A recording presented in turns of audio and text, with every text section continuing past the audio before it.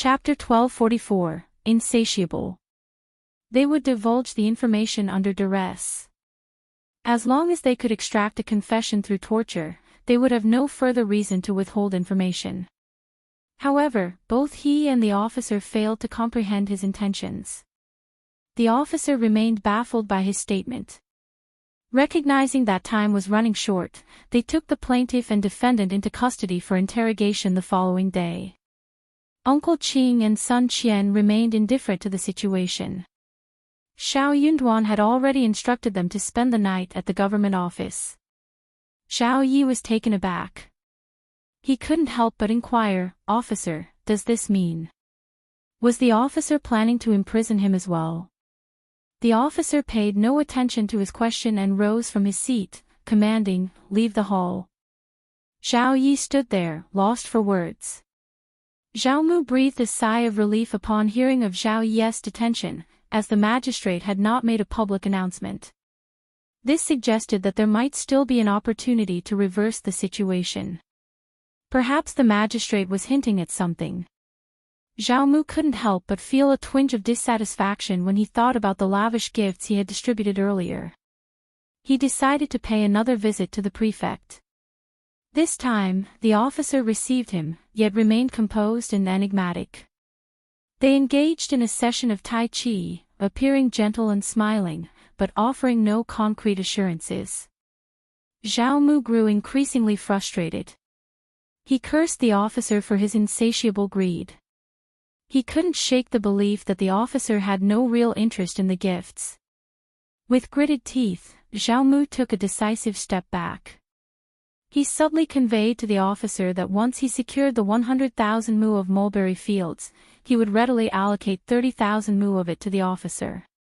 No favors would be required. Annually, he would directly transfer the 30,000 mu of mulberry fields to the officer. Zhao Mu was sparing no effort to appropriate his son's assets. He was essentially cutting into his own flesh and bleeding. Though the officer maintained a poker face, he, too, felt the sting in his heart. Being an official in Jiangnan, he needed to secure some profits. However, he was acutely aware that he couldn't accept any monetary gains or engage in illicit activities. Greed had its limits. He had principles. Zhao Mu's offer was like a Trojan horse, swift, precise, and ruthless. It was powerful and alluring. If not for Xiao Yunduan, he might have succumbed to the temptation. They wouldn't have to manage the 30,000 mu of mulberry fields personally. All they needed to do was collect the dividends every year, which amounted to more than 200,000 liang. It was an immense sum of money. But compared to her future and her life, money was the least of her concerns. The officer feigned ignorance of Zhao Mu's proposal. Fearing he might yield to the temptation, he dismissed him with a few curt words. Zhao Mu was left bewildered. Did the officer not grasp the offer, or was he dissatisfied? If he was dissatisfied, that would be unreasonable. What more could he want with such a generous portion? Returning to the mansion, they suddenly realized they had forgotten about their son. She had initially planned to remove her son from the mansion, but she refrained from mentioning it after the officer's taiji fist struck her. It didn't seem quite appropriate to pay them another visit, so Zhao Mu furrowed his brows and abandoned the idea. However, Ms.Qin's maternal concern for her son weighed heavily on her heart. She wept openly before him, fearing that her son would endure hardship while in government custody. Her son had never faced adversity in his upbringing and was ill-equipped to handle it. This officer's behavior was quite disheartening. He regularly benefited from their family, yet he appeared remarkably callous now. Chapter 1245, Biased. All the benefits they had promised ended up going to waste. Zhao Mu had held high hopes for his second son, but upon hearing Ms.Qin's distressing cry, he couldn't help but become concerned. Both Zhao Mu and Ms.Qin had the same notion: if one of them had to stay overnight at the government office, it would be the eldest son who took on that duty, while the second son could attend court the following day. Zhao Mu couldn't help but direct some blame towards Ms.Qin. He hadn't been present at the mansion the day before, so he wasn't aware of the situation. Why had Ms.Qin allowed her son to undertake the task? She could have easily assigned it to her eldest son. Ms.Qin, too, felt irritated by the turn of events. They had both forgotten that they had initially believed the problem wouldn't be easily resolved. They hadn't anticipated that it would escalate to this point. Furthermore, as soon as Xiao Yi received the news, he rushed to the government office, determined to make some contributions. Zhao Zhai couldn't contain his anger when he heard the story. Why was he the only one to foresee such trouble? He never expected to be mistreated in this manner. Despite all being sons of concubines, they were no nobler than one another. However, no matter how vehemently Zhao Zhai protested, it had no effect on his parents. Zhao Mu was in charge, and his word was final. Beyond receiving a scolding, Zhao Zhai's resistance couldn't alter the situation. It was clear to him that his father had little regard for his unfortunate status as a lineal son. Loyalty seemed to be a one-way street. Being the lineal son, he had his mother to strategize for him, and his grandparents had left him with a substantial inheritance of properties and faithful servants. In contrast, he had nothing. They couldn't even manage a small fraction of the family's assets. With no other options, Zhao Zhai found himself at the governmental office, accompanied by the housekeeper, replacing Zhao Yi. For the governmental office, as long as both the plaintiff and the defendant were present, it didn't matter which of them was in custody. If the Zhao family intended to change the plaintiff, they would have to save face for the Zhao family. Zhao Zhai couldn't hide his relief upon seeing Zhao Yi at the office. He exchanged a few polite words and promptly left with the housekeeper. His frustration towards his brother was so intense that he felt like tearing him apart. What kind of brother was this? In front of their parents, he had pretended to support Zhao Zhai, encouraging him to seize the benefits, only to burden him in the end. Deceptive. Cowardly. How irresponsible. Zhao Zhai wondered if his parents were blind to have been deceived by his brother and continued to defend him, despite his cruelty towards him. One day, he vowed to strip away his brother's pretentious facade and trample him underfoot. Word soon reached Xiao Yunduan and Qiao Xian about the Zhao family changing the plaintiff. Qiao Xian smiled and remarked, "It appears that the departure of young Master Zhao has fractured the family's unity. It seems they won't be true brothers anymore." Xiao Yunduan agreed, saying, "That's excellent. Let's fan the flames a bit and enjoy the spectacle." The two of them exchanged knowing smiles. The following day, the case resumed. This time, Xiao Yi was nowhere to be seen. He had asked Zhao Zhai to take his place as the plaintiff. Their father had informed Zhao Zhai about this change the previous day. Zhao Zhai grew even more annoyed and silently cursed Zhao Yi. Brother Grumpy, indeed, lived up to his nickname. He was different from Zhao Yi, who was composed and knew when to speak and when to remain silent. Brother Grumpy lacked the same level of patience. Hearing Uncle Qing and Sun Qian's denials and the interrogation, he could not stand that anymore. Chapter 1246, Insolent. Brother Grumpy glared at the couple with disdain. "Officer, you can deal with these unruly individuals, administer appropriate punishments, and interrogate them. There's no need for us to engage in conversation with them." Before he could finish his sentence, Uncle Qing's men erupted in protest. "What? Young Master Zhao suggesting confessions through torture? How dare the Zhao family make such an outrageous statement in public? No wonder young Master Zhao had to leave his home. Who would want to return to such a hostile environment? His life is in danger in that mansion." "I couldn't agree more." Zhao Zhai felt his anxiety rising and lashed out at the others. "Silence." The officer snapped back, "How dare you raise your voice in court? Zhao Zhai, your arrogance knows no bounds." The officer inwardly cursed his luck. This man was nowhere near as respectable as second young Master Zhao, and he constantly complained that his parents favored his sibling. Any family would favor a son like second young Master Zhao. If it weren't for the Zhao family's influence, the officer would have wasted no time in dragging Zhao Zhai down and disciplining him.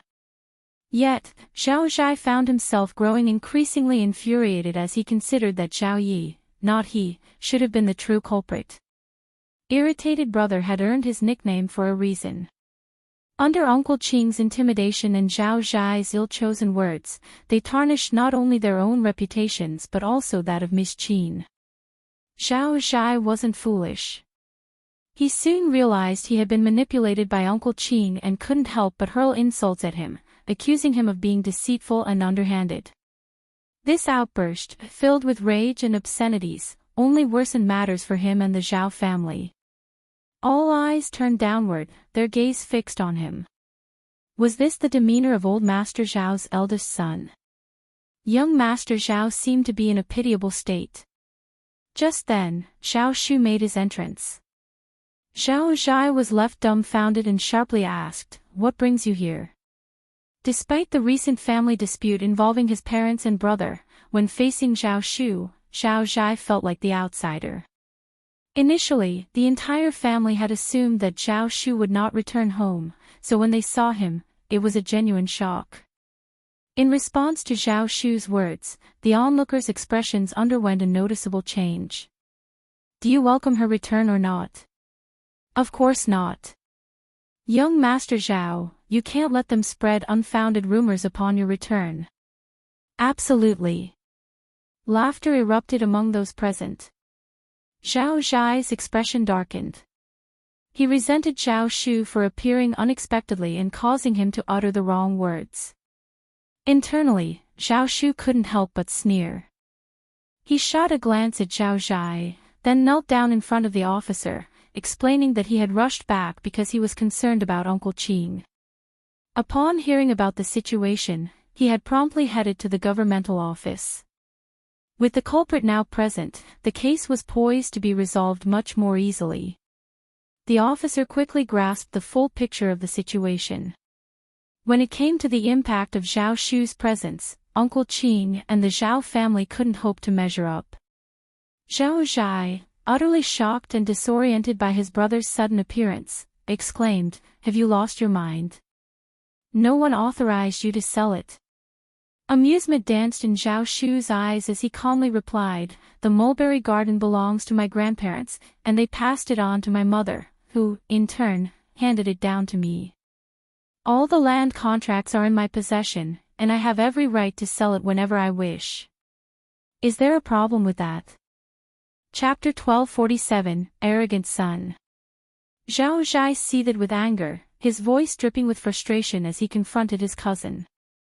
"But you're also part of the Zhao family, the young master no less. Selling the mulberry garden, how can we produce silk for ourselves?" Zhao Shu retorted with a hint of indifference, "You can always buy it." His suggestion was met with a derisive scoff from Zhao Zhai. "You, of all people." Zhao Zhai's annoyance remained unabated as he accused, "You did this deliberately." Zhao Shu calmly explained, "Those lands were passed down from our grandparents, and I have every right to manage them as I see fit. I need the money, so selling them is my prerogative. If you wish to purchase them, I can intercede with Madame Qiao on your behalf. Perhaps she might consider selling you half. Are you interested?" Zhao Zhai was left in contemplative silence. Where would he acquire the funds?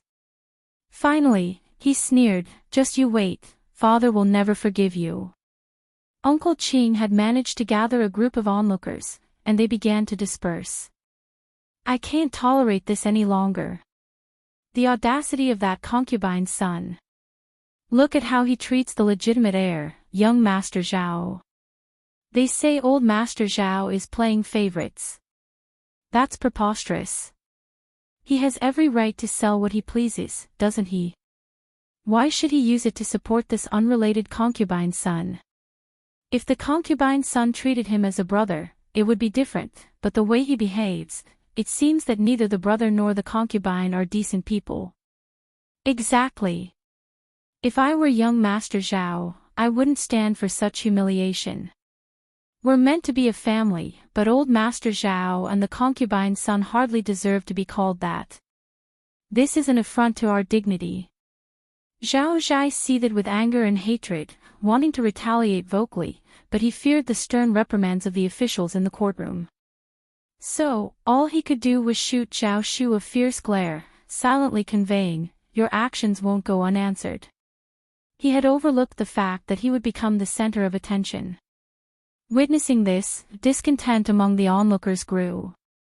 The officer concealed his inner disdain and taunted her for her perceived foolishness and ineptitude. "Is there anything else you'd like to add to this case?" It was time to bring the matter to a close. Zhao Zhai snorted and directed a pointed glare at Zhao Shu, silently vowing to bide his time and seek justice. He yearned for the day he could present his case and expose Zhao Shu's actions to the family. Although deeply discontented, Zhao Shu, being Zhao Mu's son, couldn't utter a disparaging word about his father or the Zhao family. As a servant, Uncle Qing remained silent. Sun Qian raised her voice, addressing the officer. "Officer, my master has been unjustly accused. I implore you to uphold justice. Must the wealthy and powerful manipulate intermediates like pawns, framing innocent individuals without evidence? Is this what the governmental office stands for? Disregarding the laws of the Qin dynasty and making baseless accusations will erode morality over time, leading to a decay in society's values. Such actions fail to deter wrongdoers or educate the populace. Please, render a fair verdict, officer." Zhao Zhai's eyes widened, struggling to comprehend her eloquence. He longed to refute her but lacked the education to do so, sensing that her words were far from complimentary. After careful consideration, the officer turned to Zhao Zhai and declared, "Sun Qian is correct. Those who abuse their influence must face consequences. You shall pay Madame Xiao 10,000 liang as compensation and make a public apology in court. This case is now closed." Chapter 1248, Heartbroken. Zhao Zhai comprehended his meaning and panic gripped him. "Officer, what else do you wish to convey?" Zhao Zhai's heart raced, his fear intensifying. He opened his mouth but choked down his objection. He knew what needed to be done, but he hesitated in the officer's disfavor. Zhao Mu and Zhao Yi were unaware of the situation, resulting in the absence of both father and son. Zhao Zhai was left to bear the burden alone. He reluctantly agreed to pay 10,000 liang as compensation and offer a public apology in court. The 10,000 liang would undoubtedly be covered by the intermediaries. It wasn't his concern. However, when he had to bow before Sun Qian and apologize in the courtroom, Zhao Zhai forced himself to do it, his face turning crimson with embarrassment. He secretly cursed Zhao Yi. Thus, the misunderstanding was resolved, and the Zhao family gained notoriety in Yangzhou. Sun Qian returned to the hostel. Zhao Zhai vented his anger and humiliation on Zhao Shu and Zhao Yi. Zhao Shu was right there, and he wasn't going to let him off. As they exited the government office, Zhao Zhai couldn't hold back any longer and stopped Zhao Shu, sneering, "Now that you're back, why don't you return to the mansion? Come with me." They weren't in court, so there was no need to consider Zhao Mu and the Zhao family's face. As for Zhao Zhai, Zhao Shu couldn't care less about him. He sneered as if he had heard something unbelievable. "I told you I'm not returning to the mansion. That's my home, where I was born and raised. If I'm not going back, where else would I go?" Zhao Zhai felt a pang of heartache. He hadn't returned to the Zhao family until he was 12 years old, born to a concubine. He simply couldn't find the words. Before he realized what was happening, Zhao Shu and Uncle Qing had already departed in the wagon. Zhao Zhai seethed with anger as he spat in the direction they had departed. He stormed over to the Zhao family's wagon and curtly ordered the coachman to hasten their journey. He needed to return home as quickly as possible. Once they were back at the Zhao family estate, Zhao Shu wouldn't have any leverage over them, they would all be on the same side. In truth, Zhao Mu, Xiao Yi, and Ms.Qin were already aware of Zhao Shu's court appearance. But now that Zhao Shu had openly declared his intentions, Zhao Mu's presence at the court would be futile. The entire Zhao family would suffer public humiliation. There was no point in pursuing it further. The entire household awaited Zhao Shu's return. Ms.Qin seethed with anger, inwardly cursing why this troublemaker had chosen this moment to come back and disrupt her plans. She still held strong confidence in her scheme, believing that as long as Zhao Shu didn't return, she would secure 100,000 mu of mulberry fields. However, Zhao Mu was deeply irritated by recent events. They had given away precious possessions to play with antiques and money, subjected themselves to humiliation in court, and made a mockery of their reputation, all for nothing. Zhao Shu returned to the Zhao family accompanied by Uncle Qing and 8 formidable servants. The moment he stepped into the mansion, the housekeeper ushered him into the main hall, saying, "Old Master and Madame Qin are waiting for you." Zhao Shu shot the housekeeper a cold, disdainful look. "Madame Qin. Is my father married to a second wife?" The housekeeper stammered, "No, no, then where is this Madame Qin about?" Zhao Shu sneered and brushed past him. Inside the main hall, Zhao Mu and Ms.Qin occupied seats on the left and right flanks of the main chair, with Xiao Yi seated on the left side of the main chair. The maids and elderly women stood nearby, holding their breath, their expressions taut with tension. Chapter 1249, Not Your Seat. At a single glance, the servants' faces appeared entirely unfamiliar. "Ungrateful son, how dare you return?" The instant Zhao Mu laid eyes on Zhao Shu, his pent-up anger of days surged forth, causing him to slam the table and shout. Ms.Qin sighed deeply and spoke with emotion, "Third young master, apologize to the old master. How can you wound the old master's heart and undermine the Zhao family's foundation? He is your father. He couldn't care less about me. He wishes me dead. Old master, please refrain from saying such things. Young master is still in his youth and prone to mistakes. If you guide him properly, he can surely change. Perhaps the people around him have influenced him negatively, but it's not entirely young master's fault. He's beyond redemption. Utterly useless. Old master, please calm down. Don't let your anger jeopardize your health. Third young master, say something kind to placate the old master.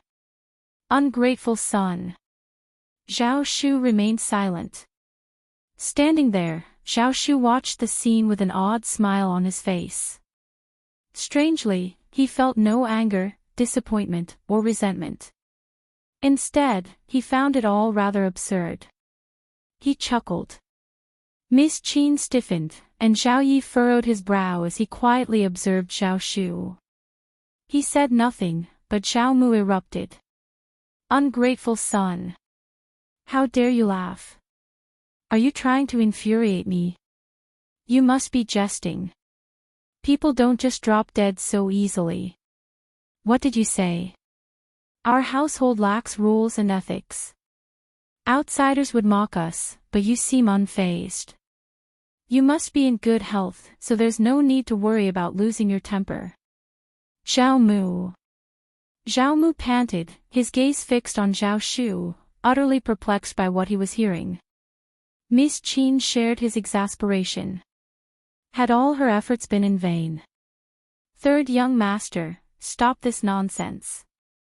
Old master is discussing something important with you." Zhao Mu snapped back to reality, realizing he was nearly led astray by this troublemaker. "Ungrateful son, we can address this later." "Dad, why the rush? Let's adhere to our traditions." With a sneer, Zhao Shu pushed Ms.Qin aside. "That is not your seat." Caught off guard, Ms.Qin let out a cry and staggered backward. Were it not for the help of a maid, she might have stumbled.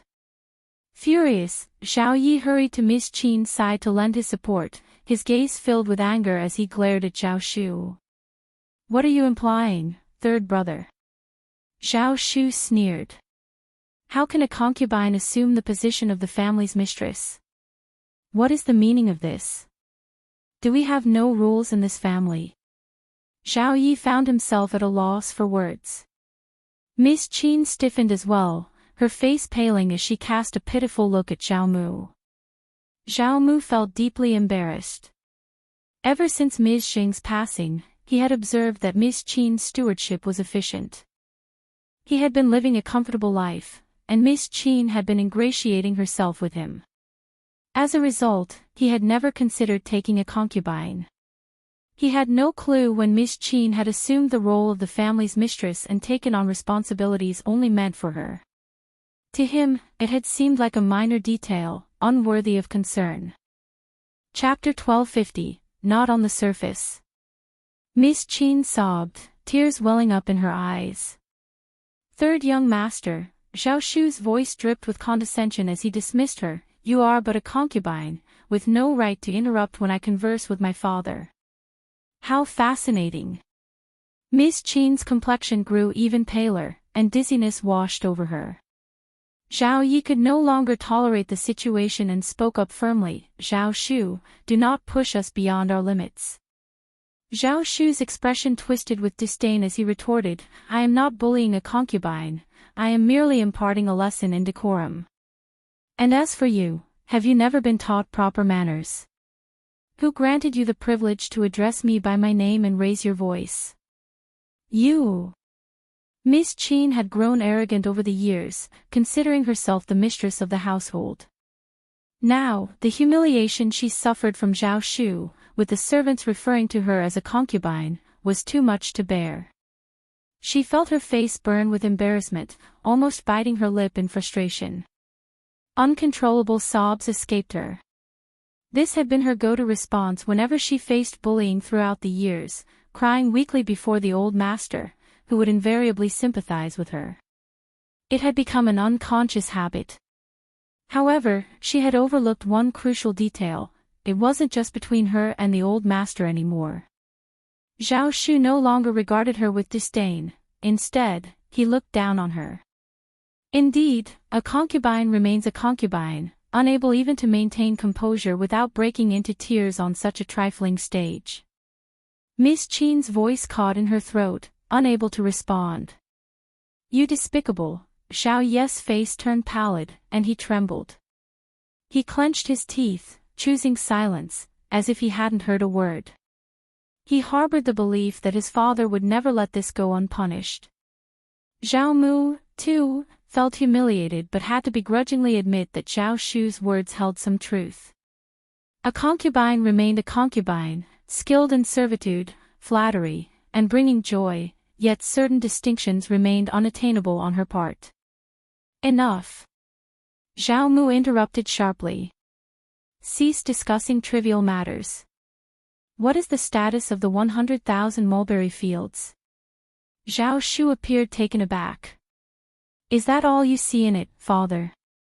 Consider this, have you noticed any reputable young women from respectable families associating with us in recent years? Zhao Mu was caught off guard.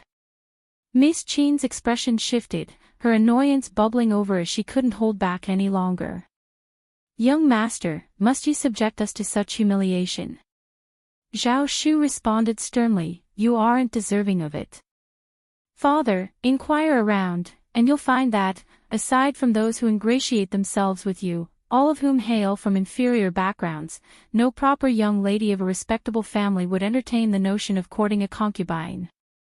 Their audacity knows no bounds. Ms.Qin felt like her heart had been pierced, a searing wound of humiliation. Xiao Yi's hands trembled with anxiety. Zhao Mu furrowed his brow, comprehending the situation. He had been neglectful. He needed to consider taking a proper wife. Without a rightful matriarch, the family lacked propriety. A sense of embarrassment crept over him. He, the wealthiest man in Hangzhou, didn't even possess a legitimate wife. It was an absurdity. These thoughts led him to inwardly blame Ms.Qin. If it weren't for her small gains, he might have given this more thought. It was his oversight. Observing his expression, Ms.Qin's heart chilled with apprehension and anger. She knew full well that the old master wouldn't promote her to the position of legitimate wife. The Zhao family in Hangzhou held a distinguished reputation, and making a concubine the mistress was unthinkable. Chapter 1251, Himself.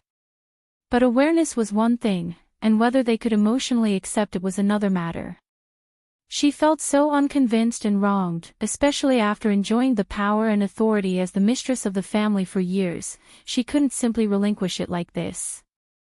Ms.Qin's heart was in turmoil. A sharp glint flashed across her downcast eyes, and she shivered with a cold feeling deep within her. She couldn't even bring herself to remember the 100,000 mulberry fields at this moment. If another woman from the family were to enter the mansion and give birth to a legitimate son, what would become of her and her son? How much would they receive? Not even the 100,000 mulberry fields would remain in their possession. Having firmly made up his mind, Xiaomu addressed Zhao Shu coldly, "Let's not digress. I'm asking about the mulberry fields. Provide a clear explanation." Ms.Qin and Zhao Yi exchanged a fearful glance, their hearts sinking further as they felt an increasing sense of threat. Zhao Shu's impoliteness towards Ms.Qin didn't elicit any reprimand from Xiaomu, he simply passed along the message. It became evident that Ms.Qin held no significance to him. If this was how Xiaomu treated Ms.Qin, what chance did Zhao Yi and Zhao Zhai stand? It was apparent that Xiaomu's primary concern was his own interests. With a smile on his face, Zhao Shu was about to respond when the housekeeper hurriedly entered and bowed. "Old master, Madame Xiao is here looking for you." Zhao Muhua sneered. "They dare to come. Let them in." It was Sun Qian. Coincidentally, Zhao Zhai returned and entered the room alongside Sun Qian. As he started to berate her, Sun Qian shot him a cold glare, rendering him silent out of fear. When Zhao Zhai realized that Sun Qian was still maintaining his arrogance within his home, his annoyance grew even more pronounced, and he began to utter curses once again. Sun Qian, however, showed no regard for formalities.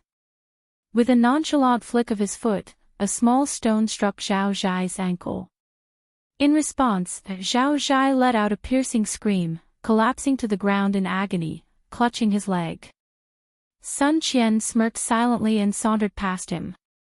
Upon encountering Zhao Mu, Sun Qian swiftly conveyed his intention: he was here for money. The official had granted compensation of 10,000 liang and issued an official apology in court. Zhao Zhai had already offered apologies on behalf of the Zhao family, and he had come now to collect the money. Upon hearing Zhao Zhai apologizing on behalf of the Zhao family, Zhao Mu's anger surged even further. He shot a disdainful glare at Ms.Qin, seemingly blaming her for her son's actions. Ms.Qin bit her lip, silently pleading not to be held solely responsible. After all, she wasn't the only one who had raised him. Before Sun Qian could finish his demand, Zhao Yi interjected with a reminder that in court the previous day, he had pledged to compensate with 100,000 liang if he were caught lying.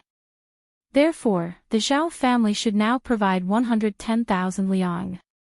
This declaration further fueled Zhao Mu's fury, and he cast a cold, questioning look at Zhao Yi, who found himself unable to explain. He hadn't anticipated this turn of events. However, the real question was, what was the official's motive? If he intended to penalize Zhao Shu, he could have quickly retrieved the contract, even with Zhao Shu's return. But there was an inexplicable twist to the situation that left Zhao Yi baffled. Reluctantly, Zhao Yi couldn't deny the truth presented in court, especially with Sun Qian's behavior as evidence. Thus, he averted his father's gaze. Suppressing his anger, Xiaomu pressed on, "Mr. Sun, about the matter of the mulberry fields, give me the money first, I'm here for the money. As for the 100,000 mulberry fields, old Master Zhao, you're the wealthiest man in Yangzhou, surely you can provide 110,000 liang, can't you? Chapter 1252, Unthinkable. Zhao Mu sneered, dismissing the sum of 110,000 liang as inconsequential. A mere 110,000 liang. The Zhao family possesses far more than that. Butler, withdraw 110,000 liang from the account. Yes, old master. Mr. Sun, what are Madame Xiao's intentions regarding the 100,000 mulberry fields? Zhao Shu inquired, feigning innocence. Since the mulberry garden belongs to old master and his wife, what are your thoughts on it, young master Zhao? Zhao Shu nodded in agreement. Indeed, I've already sold off the mulberry garden.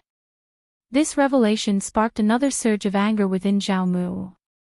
He couldn't help but seethe with frustration at his disobedient son. It was an immutable fact, one that gnawed at him relentlessly. Taking a deep breath, Zhao Mu continued, Madame Xiao, are you planning to sell the silk, or? His heart ached once more at the thought. The silk produced from the 100,000 mu mulberry field should have rightfully belonged to him, sparing him the need for any liang. Yet now, it had all slipped through his grasp. Unfilial son. Unfilial son. Sun Qian clarified, we are indeed selling the silk. My madam has made it clear that only those who excel will have the privilege to purchase it. If you wish to acquire some, old master Zhao, you may discuss it directly with the manager. My madam isn't personally involved in these matters. The manager in question was not under Qiao Xian's authority but was instead managed by Zhao Shu and Uncle Qing. Sun Qian was merely a pawn, playing her role according to Zhao Shu's scheme. Upon hearing Sun Qian's words, the Zhao family's hearts skipped a beat. Madame Xiao was not personally overseeing such a substantial enterprise. This revelation hinted at the Xiao family's considerable influence. He couldn't even bring himself to contemplate it. This only deepened the apprehension Zhao Mu and the Zhao family felt towards Qiao Xian. They couldn't afford to underestimate Zhao Shu either. Zhao Mu found Sun Qian's tepid response to be deeply dissatisfying. The silk issue gnawed at him, stoking his irritation. However, Sun Qian remained indifferent to Zhao Mu's feelings. Once the money was in his possession, he took his leave. Before departing, Sun Qian patted Zhao Shu on the shoulder and mustered a forced smile. Old master suggests that young master Zhao pays him a visit when you have the time. We could have a chat. The expressions on Zhao Mu and Zhao Ye's faces shifted slightly. Meanwhile, Ms.Qin ground her teeth in silent frustration, cursing inwardly. This woman had clearly aligned herself with an influential family, explaining her audacity. Zhao Shu graciously nodded, maintaining his smile. Your kindness is greatly appreciated, old master Xiao. I'll be sure to pay you a visit in the near future. Sun Qian acknowledged the response with a nod before making his exit. With Sun Qian's departure, the pretentious atmosphere surrounding Zhao Mu dissipated.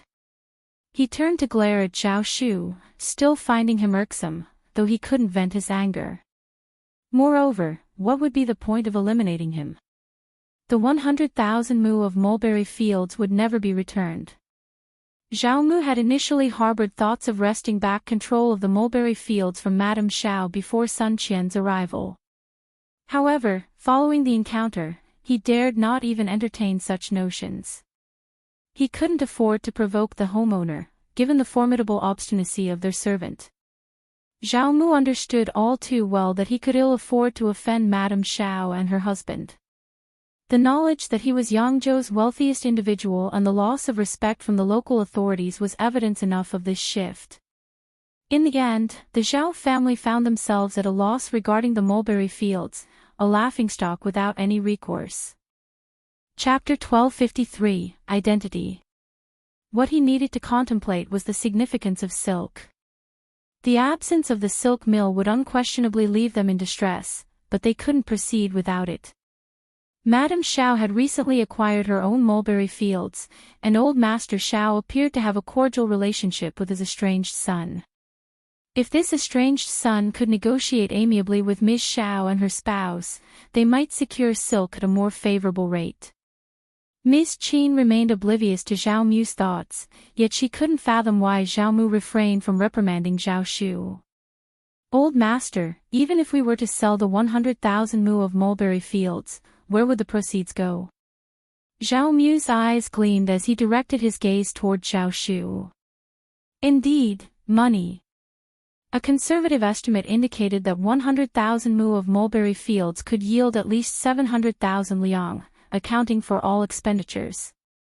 If the mulberry fields were sold in their entirety, the sum would likely exceed 2 million liang, wouldn't it? With such funds at their disposal, they wouldn't need to worry about purchasing silk for the next 3 or 4 years.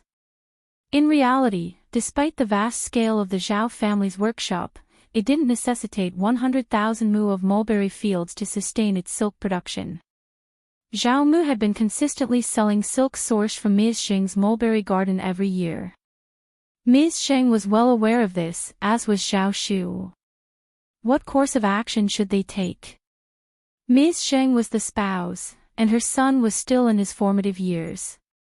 Her parents were no longer alive. Historically, her parents had no male heirs, and the Jing family had made repeated attempts to adopt them. Fortunately, the Jing family's standing in Hangzhou was not robust, and Ms.Qin's parents possessed ample wealth to dissuade such efforts. Nevertheless, Ms.Qin and her kin had a strained relationship with the clan. It was implausible for Ms.Qin to oppose her husband. So she chose to turn a blind eye and allow her husband to claim all the profits from the mulberry garden, solely to safeguard her son and herself. As long as the deed remained in his possession, there was still a long road ahead. However, now that Zhao Shu had sold the mulberry garden, Zhao Mu stood to lose all the benefits. Third brother, where is the money from the sale of the mulberry garden? Upon hearing the term unfilial son used to address him, Zhao Shu found it absurd. But the change in his father's demeanor indicated one thing: he was now somewhat afraid of him. He was no longer as nonchalant, casual, and indifferent as before. When his father wasn't afraid of him, it didn't concern Zhao Shu. However, now that he was, he wouldn't hold back. Zhao Shu didn't immediately respond. Instead, he turned to Ms.Qin. It appears that concubine Qin hasn't learned when to remain silent or recognize her place. She dares to inquire about matters that don't concern her. Does Ms.Qin's mulberry garden have any relevance to you? Is the money yours? You are not entitled to the proceeds from Ms.Qin's mulberry garden. How audacious! Zhao Yi became visibly agitated, his face turning red. Don't go too far. It has consistently been concubine Qin and you who have gone too far. Zhao Shu retorted coldly. Are you attempting to threaten or caution me? You lack the qualifications to do so. It appears both of you have forgotten your true positions. You. How about we share this tale with others so they can pass judgment? Ms.Qin and Zhao Yi were infuriated. Zhao Shu experienced a mix of satisfaction and bitterness. The bitter part was that Ms.Qin and her son had inflicted immense pain on his mother. His mother was deeply hurt. Faced with a woman like Ms.Qin, who frequently feigned weakness and tears, his mother couldn't take action against her for his sake, allowing her to do as she pleased. She must have been seething with anger, grief, and restraint deep within her heart. Chapter 1254, Ms.Qin's Guilt. But in this moment, he felt no obligation to concern himself with anything. He had reached his breaking point with the trio, and their dealings with the demon were of no concern to him. He could taunt them without restraint. So what if they were infuriated? So what if Zhao Mu seethed with anger? Did he care? Yet, the absence of his mother weighed heavily on him. Ms.Qin was so humiliated that tears flowed freely from her eyes. She turned towards Zhao Mu, her voice trembling with emotion. Master, I've dedicated countless years to your service and given birth to 2 of your sons. I've toiled tirelessly for you and the Zhao family. Haven't I earned some respect? I'm already a grandmother, and the shame is too much to bear. Zhao Mu furrowed his brows, agreeing with Ms.Qin. He had always been captivated by her beauty and grace, and he harbored no fondness for Zhao Shu. He shot an irked glance at Zhao Shu. Enough, third brother, enough. Zhao Shu grinned. So you see my point too. You may not consider this pressing, but I believe it's a matter of utmost importance that demands thorough discussion. After all, our family lacks clear hierarchy and rules. We risk being ridiculed and scorned by outsiders, and chaos may befall our family. Grandmother, you say? You're merely a concubine. Who do you think you are? No one addresses you as grandma. When did you become my father's stepmother? Ms.Qin's body quivered, her lips quaking, and her face turned ashen. She clenched her teeth to stifle her urge to scream. Inwardly, she seethed with curses, wishing she could tear Zhao Shu apart. Dad, Zhao Shu smirked as he addressed Zhao Mu, I've noticed you have several concubines, and you're in the prime of your life. Yet, none of them have borne any children in recent years. It's rather peculiar, don't you think? Could it be that someone doesn't want you to have more offspring? I suggest you investigate this matter. What are you implying, third young master? Ms.Qin let out a piercing scream. She needlessly succumbed to panic. Little did she realize that Zhao Shu's intention was merely to rile her up, to stir trouble for his own amusement. He thrived on such provocations. This was not her first encounter with his selfish and malicious nature.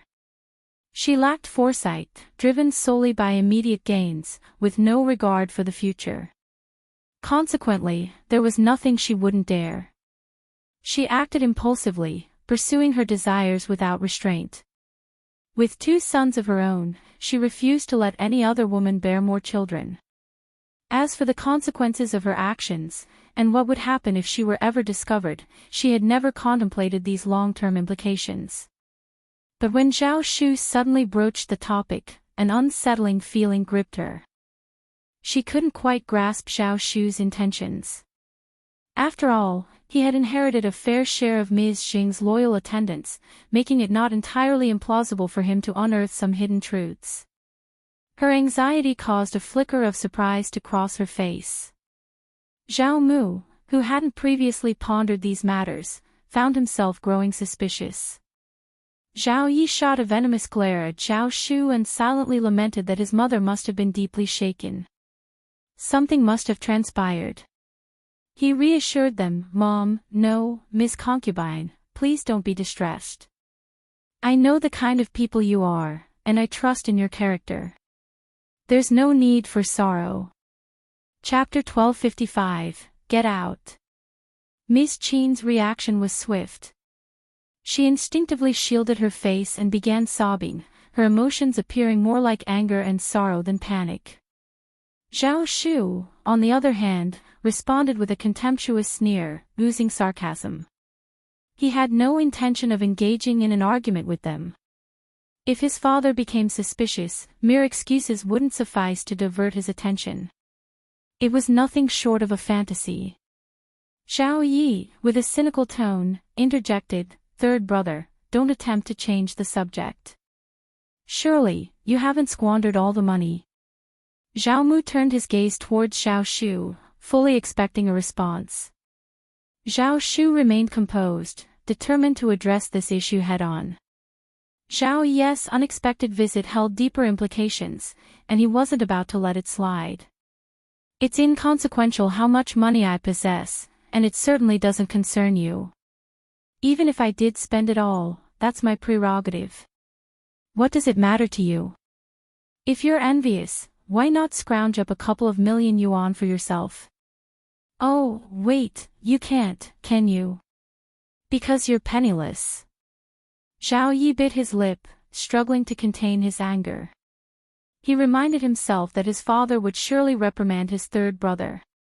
Growing impatient, Zhao Mu prioritized his silk and weaving enterprises, brushing aside other matters. It was evident that his third son had lost his composure today. As long as Ms.Qin and her son were present, he intended to deliver a message to them. With a stern tone, Zhao Mu addressed Ms.Qin and Zhao Yi, "You may leave now." Ms.Qin trembled, and Zhao Yi was taken aback by his father's abrupt decision. The mother and son experienced a blend of humiliation and anger while also harboring an underlying sense of fear. The notion of not allowing them to eavesdrop left them perplexed. Could it be that the old master intended to bestow a significant role upon Zhao Shu? However, Zhao Shu didn't dwell on such thoughts. He remained indifferent to Zhao Mu's plans. What mattered most to him was the satisfaction of seeing Zhao Mu dismiss the mother and son. "Concubine Qin, are you hard of hearing? I explicitly instructed you to leave." Zhao Mu remained silent, torn between his son's abrupt command and the presence of Ms.Qin and Zhao Yi, who stood bewildered. Zhao Yi snorted dismissively in an attempt to defend himself. "Dad wants to have a private conversation with you, showing you respect, Mom. Let's go." Zhao Shu retorted bluntly, "Just leave already." With clenched teeth, Zhao Yi held back further comments and departed with Ms.Qin, his face dark with frustration. However, both mother and son appeared disoriented by the sudden turn of events. Zhao Mu had initially requested everyone's departure, but Zhao Shu insisted on retaining Uncle Qing's presence. Zhao Mu had no intention of engaging in a protracted argument. He simply needed funds, and that's what he asked of Zhao Shu. Smiling faintly, Zhao Shu explained, "A total of 1.8 million liang. I collaborated with someone to trade horses, sheep, and hides in the northern regions. I contributed the initial capital, while another party invested 1 million liang.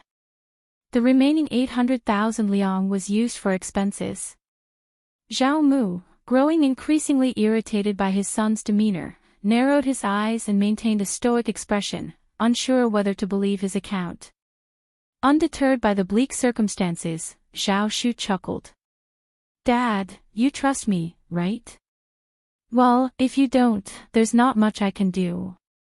The fact remains that we're left with no money." Zhao Mu's breath quickened, and he sneered in response, "Regardless, I'm certain you're telling the truth. Zhao Shu, don't think I can't deal with you. Never forget that you're still a part of the Zhao family. If you continue to act so selfishly and callously, I won't spare a single penny of our assets for you." Chapter 1256, Not Good Enough. "Think twice before you speak," Zhao Mu warned. Zhao Mu harbored a few tricks up his sleeve, and he wasted no time getting to the point. If Zhao Shu refused to relinquish the family properties, Zhao Mu would employ tactics to make him step back, ultimately ensuring all the money ended up in Zhao Mui's hands. However, Ms.Qin had lost faith in Zhao Mu and continuously urged Zhao Shu to abandon the Zhao family and their assets. She envisioned a prosperous future for herself and her son once they broke free from the tainted legacy of the Zhao family. Zhao Shu heeded his mother's advice and distanced himself from Zhao Mu and the Zhao family. He no longer considered himself a part of their lineage and couldn't care less about their wealth. He wouldn't be ensnared in Zhao Mu's trap. With a smile, Zhao Shu replied, "Very well, I have no interest in the Zhao family's money. I don't need it. By the way, should I leave your mansion? If not, I can find a place at a hostel." Zhao Mu questioned him with urgency, "Are you absolutely sure about this? The Zhao family's assets are worth over 10 million yuan. You're truly willing to relinquish them?" "I couldn't care less if it's not mine." Zhao Mu offered one last chance, "I'll give you one more opportunity." "No need. I've made myself perfectly clear. I don't want what's yours, and you don't need to worry about what's mine. Ungrateful child, leave this instant." Zhao Shu chuckled and departed, but he had no intention of going to a hostel. Not now. Instead, he returned to his own residence, accompanied by Uncle Qing and several servants. Returning to the ancestral home to fulfill his filial duties towards his mother, Zhao Shu found his yard locked and neglected for years. Ms.Qin was determined to erase all traces of the mother and son's presence, ensuring no one tended to their needs. Zhao Shu requested someone to unlock the yard, and Uncle Qin, along with a few servants, set to work cleaning the main bedroom. Standing in the yard, hands clasped behind his back, Zhao Shu gazed up at the magnolia tree he had planted with his mother. When it was first planted, the seedling had been no larger than a copper coin, fragile and slender. After several years of absence, it had thrived. Lush leaves adorned its branches, and delicate buds densely clung to them, promising imminent blossoms. In just a few days, it would be a breathtaking sight, blanketed in snowy white flowers and wispy clouds. Regrettably, his mother would never witness it again. Each time the recent tragic incident crossed his mind, it abruptly halted his thoughts. His mother's life had ended so suddenly, how could he not feel resentment? Zhao Mu seethed with anger, his chest tightening. He continued to berate his disobedient son, but it brought him no solace. Beyond his irritation at Zhao Shu's defiance, a subtle unease and melancholy gnawed at him. It seemed he was on the verge of losing his son. However, his mood shifted as he learned that Zhao Shu was residing in his former yard. Confidence returned to him, and he sneered. He believed he would emerge victorious. After all, the Zhao family's wealth was vast, and even Zhao Shu couldn't afford to part with it. Zhao Mu saw Zhao Shu's actions as mere provocations.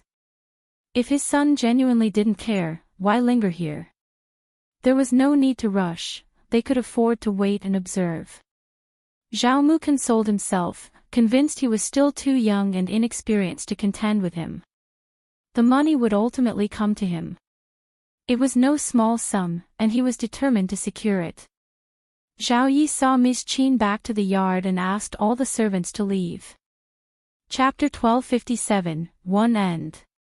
Ms.Qin clutched her chest, her tears flowing freely. Yi, that wretched man is pure evil. What is he doing here? Why hasn't he met his end outside? We must devise a plan to rid ourselves of him. Zhao Yi seethed with irritation, humiliation, and rage. When he had first entered the mansion, he was but a mere child, fully aware of his status as a lowly concubine's offspring, miles apart from the rightful heir of the Zhao family. The moment he set foot inside the Zhao mansion, it left him awestruck. He had never beheld such opulence, such an exquisite abode, or tasted such sumptuous fare. From that day forward, avarice began to creep into his heart. Ms.Qin had shown mercy, refraining from tormenting the trio, which only stoked his arrogance. As he grew older, his ambition and greed swelled beneath the surface. He concealed his true nature, yet in reality, he had long ceased to care about Ms.Qin and Zhao Shu. In his eyes, mother and son were merely insignificant entities. He believed that eventually, the entire family would fall into his hands. Then, tragedy struck when Ms.Qin met her untimely demise in an accident. Zhao Shu spent an additional 3 years at their ancestral home, cementing the trio's dominion over the mansion. No one dared to challenge him. He reveled in his untroubled existence and, in the process, forgot his humble origins as the son of a concubine. However, the arrival of the legitimate heir shattered his illusions. He couldn't bear the thought of humiliation before Ms.Qin. Yet he concealed his turmoil, for he knew that, apart from being a laughingstock, he had little else to offer. Mother, fret not. Even if the mulberry garden is lost, father will surely recover the money owed to him. The legitimate heir can't outmatch father, can he? If father requests the funds, he'll have no choice but to yield. I truly hope he doesn't.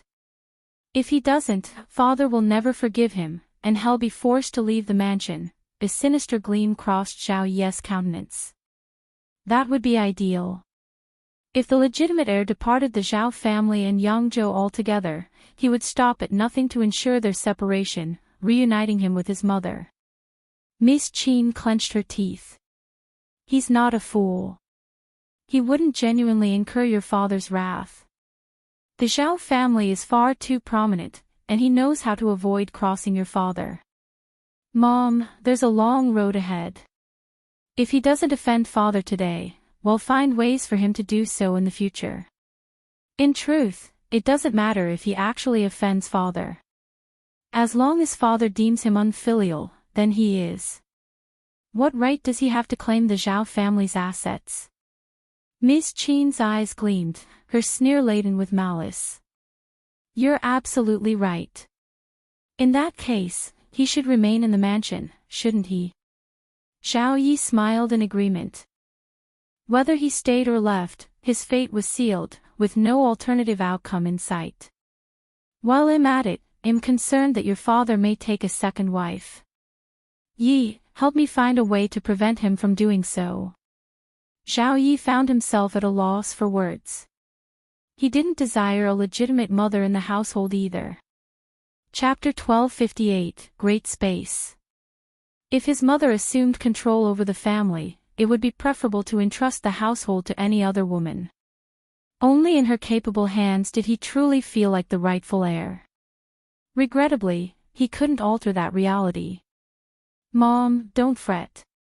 Dad is preoccupied with thoughts of the weaving workshop and silk, he scarcely considers this matter. Even if he genuinely intends to marry her, it will be months before it crosses his mind. The wedding might not occur until year-end or even next year. We still have ample time. Mom, what if we forge connections with the matchmakers in Hangzhou? If we can't prevent them, we can at least ascertain which girls might be suitable for father. A glimmer of hope appeared in Ms.Qin's eyes as she beamed at him. Yi, you genuinely care for your mother and think on her behalf. She might even persuade Zhao Mu to wed the girl she favored as his second wife, without Zhao Mu's awareness. What he needed was a capable household manager, and the intervention of a skilled matchmaker. There was considerable room for maneuvering. They simply needed to expend a bit more money. She was no longer the penniless woman of the past, she possessed substantial wealth, and matchmakers would undoubtedly be drawn to her. You are my son, and it's my son's duty to look out for his mother, Zhao Yi replied with a smile, casually adding, speaking of which, shouldn't elder brother have returned from the governmental office by now? Why hasn't he joined us yet? Only then did Ms.Qin remember her eldest son. Annoyance washed over her. I wouldn't have overlooked this if you hadn't reminded me. But where is he? Going for a stroll while there's a family matter to attend to. How can he be so carefree? Ms.Qin was distinctly displeased. With Zhao Zhai's presence, the three of them would carry more authority than just the two of them. Moreover, Zhao Zhai was a forthright man who wouldn't tolerate any nonsense from Zhao Shu. He might even resort to physical violence. Zhao Shu undoubtedly warranted such treatment. Zhao Yi was consumed by jealousy. Witnessing his mother chastise his elder brother, he found himself defending him and trying to dissuade his mother. As for Zhao Zhai, he had not gone out for a leisurely walk. As Ms.Qin had anticipated, he couldn't wait to return to Zhao Shu's residence and confront him. However, an unfortunate accident had occurred. Ms.Qin had taken a nasty fall, leaving her ankle swollen like a steamed bun. She had to be carried back to the yard, where she lay in bed, groaning and urgently calling for a doctor. Upon hearing the news, Ms.Qin went to visit Zhao Zhai, her heart aching for him as she saw his distress. Ms.Qin found some solace in hearing Zhao Zhai berate Zhao Shu. Later in the afternoon, Zhao Yi paid a visit to Zhao Zhai. Instead of quarreling, the two brothers found common ground in their opposition to outsiders. Zhao Zhai was acutely aware of this fact. However, he soon found himself misled by Zhao Yi once more. After Zhao Yi's departure, Zhao Zhai couldn't help but contemplate seeking revenge against Zhao Shu. A legitimate son. He had no mother, no father, and even his maternal relatives had vanished. So what if he was the legitimate son? He was merely the son of a concubine, and he was determined to make life miserable for the legitimate son, dragging him through the mud. What was wrong with that? By the time he was done, the legitimate son would learn not to trifle with him. But the Zhao family hadn't anticipated that circumstances would change so rapidly.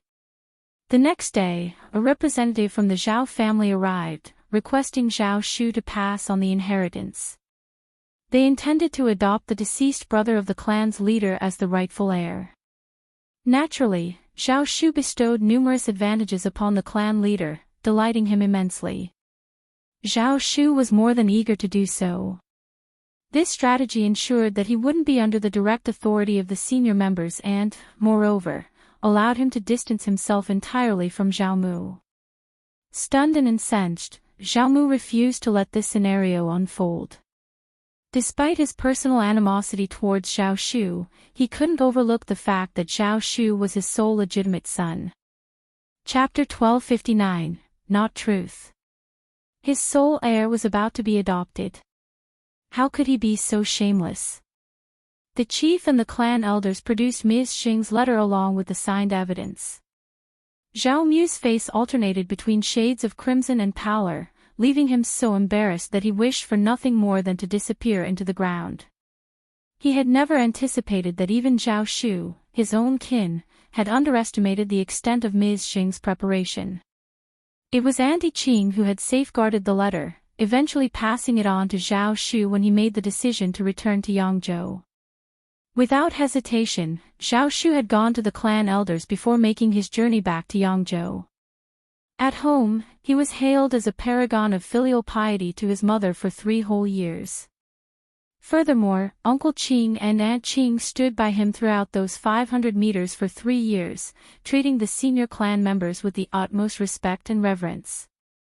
Their actions garnered praise from the entire family. Zhao Shu had hinted at offering substantial incentives, so why had the chief and group within the clan not come to his aid? The chief was acutely aware that if he did not assist Zhao Shu, he would expose the contents of the letter to the public, leading to Ms. Zhao's humiliation and potentially tarnishing Zhao Mu's reputation as well. The letter clearly revealed the relationship between Zhao Mu and Ms.Qin. Zhao Mu had harbored affection for Ms.Qin, and she had, at one point, broken off her engagement with her former fiancé, who had tragically passed away within 2 years. While it was an unfortunate accident, Zhao Mu certainly hadn't taken any sinister actions against Ms.Qin. However, there was a glaring loophole that could be exploited to create a scandal. Rumors spread without cost, and there was no easy way to counter them. Adding to the complexity, Zhao Mu had fathered 2 sons with his concubines after his marriage. He had even coerced his wife into covering up for him. It was implausible that Ms.Qin had acted willingly in this matter. With Ms.Qin now deceased, a great many people would undoubtedly sympathize with her plight. Zhao Mu feared that his reputation would be irreparably tarnished. The entire Zhao family would undoubtedly suffer the consequences as well. It was a situation Zhao Mu was desperate to avoid. With a sneer, Zhao Shu remarked, "Just sign it, old Master Zhao. You already have 2 capable sons and grandchildren. What's the point in holding on to me? You never truly cared for me, did you?" Zhao Mu retorted with a sneer of his own, "If you're no longer my son, don't even think about receiving a fraction of the Zhao family's wealth." This tired argument once again reared its head. Without hesitation, Zhao Shu simply said, "All right." At this juncture, no amount of anger could change anything for Zhao Mu. In the presence of the chief and the elders, Zhao Shu's name was formally stricken from the Zhao lineage, replaced with the designation of brother of the chief. Remarkably, Zhao Shu made no claims on the Zhao family's assets. He made it clear that he would be leaving today. Ms.Qin and Zhao Yi were overjoyed, particularly Ms.Qin, who couldn't conceal her elation. She was poised to take charge of her own family's destiny, a prospect that brought her immense happiness. Zhao Shu did express his intent to claim his mother's dowry, which was explicitly mentioned in her letter as bequeathed to her lineal son. Unimpressed, Zhao Mu sneered, "Since you've been adopted, you can no longer be considered Ms.Qin's son. Her dowry is no concern of yours." Zhao Shu asserted, it's entirely reasonable for a woman's dowry to be designated for her children. I'm simply adhering to my mother's wishes in order to safeguard my rights. Don't you believe in your own authority over your dowry? If she stated her intention to give it to me, then it's rightfully mine. Should old Master Zhao refuse, I won't hesitate to report this matter to the authorities. Zhao Mu harbored doubts about his chances of success should he pursue legal action. After all, Zhao Shu possessed Ms.Qin's written directive, and, as he correctly pointed out, Ms.Qin had the legal right to allocate her dowry as she saw fit, as it constituted her private property, separate from the Zhao family's assets. Chapter 1260, Half. Even though Zhao Shu was not legally recognized as her son, she still had the authority to bestow her dowries upon him if she wished. Ultimately, after some negotiation, Zhao Shu reluctantly consented to claim only half of his mother's dowry. However, he intended to do so today, with the chief as a witness, to prevent any potential denial or interference from old Master Zhao. Zhao Mu's expression darkened, and he refrained from further comment, determined to maintain his composure in the presence of the family's elders and leaders. Ms.Qin's dowry was exceptionally generous, and even if this ungrateful son took only half of it, she would still be left with a substantial sum. Ms.Qin's heart ached. She sided with old master's perspective. Zhao Shu was an adopted member of the family, and the dowry rightfully belonged to the Zhao family as a whole. She wanted to voice her opinion, but Zhao Shu's derogatory term, concubine, silenced her, reminding her of her subordinate position. To speak up would only invite further humiliation from Zhao Shu. Unexpectedly, when they began to inventory Ms.Qin's dowry in her chambers and storage area, they discovered it had vanished. It wasn't a complete disappearance. According to the dowry ledger, all the valuable items had vanished.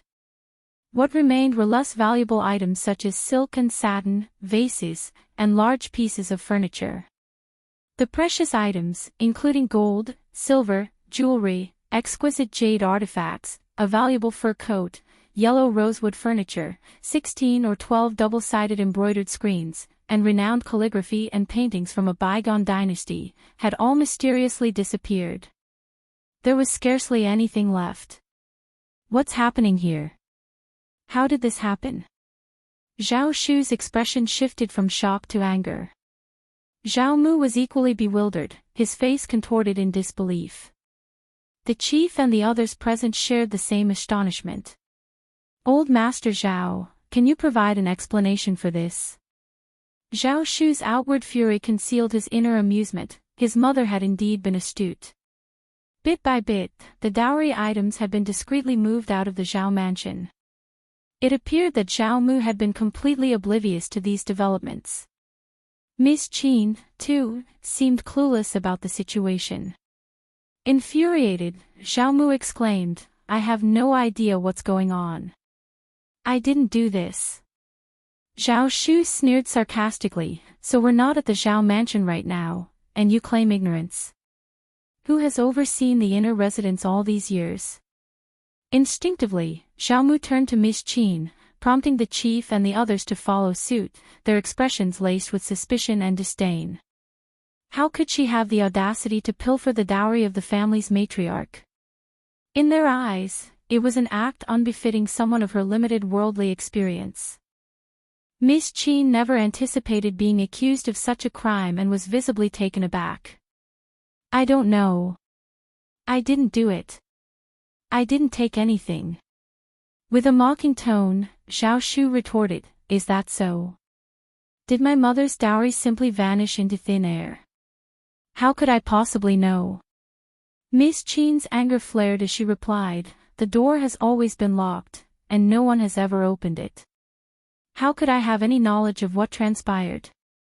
Zhao Shu smirked, provoking her further, interesting. So because the door was always locked, no one could have entered, is that your claim? Frustration surged within Ms.Qin as she exclaimed, I don't know, but I swear I had nothing to do with it. Panic gripped her as she struggled to make her innocence clear, despite being completely baffled by the unfolding situation. Chapter 1261, Ms.Qin. If she couldn't explain clearly, that would be a disaster. Zhao Shu's attention wasn't focused on her.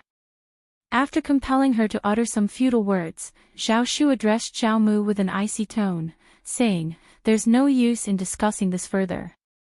Old Master Zhao, what are your thoughts on this matter?" What else could Zhao Mu possibly say? The dowries couldn't have vanished without reason. It had to be Ms.Qin. It was either Ms.Qin or Zhao Zhai and Zhao Yi, or perhaps their daughter-in-law. A wave of embarrassment washed over him. "Just grant me a few days." "I'm afraid that won't suffice," Zhao Shu replied coldly. "I'm not interested in your family's affairs. I only want my share. I have no desire to linger here any longer. Hand over my share, and I'll have no further involvement. Otherwise, I'll be compelled to report this to the authorities and let them decide." Ms.Qin anxiously interjected, "Please don't accuse us. No one has entered this courtyard before, and none of us took anything. Maybe Madame Qin moved them herself." "Ms.Qin." Zhao Shu erupted in anger.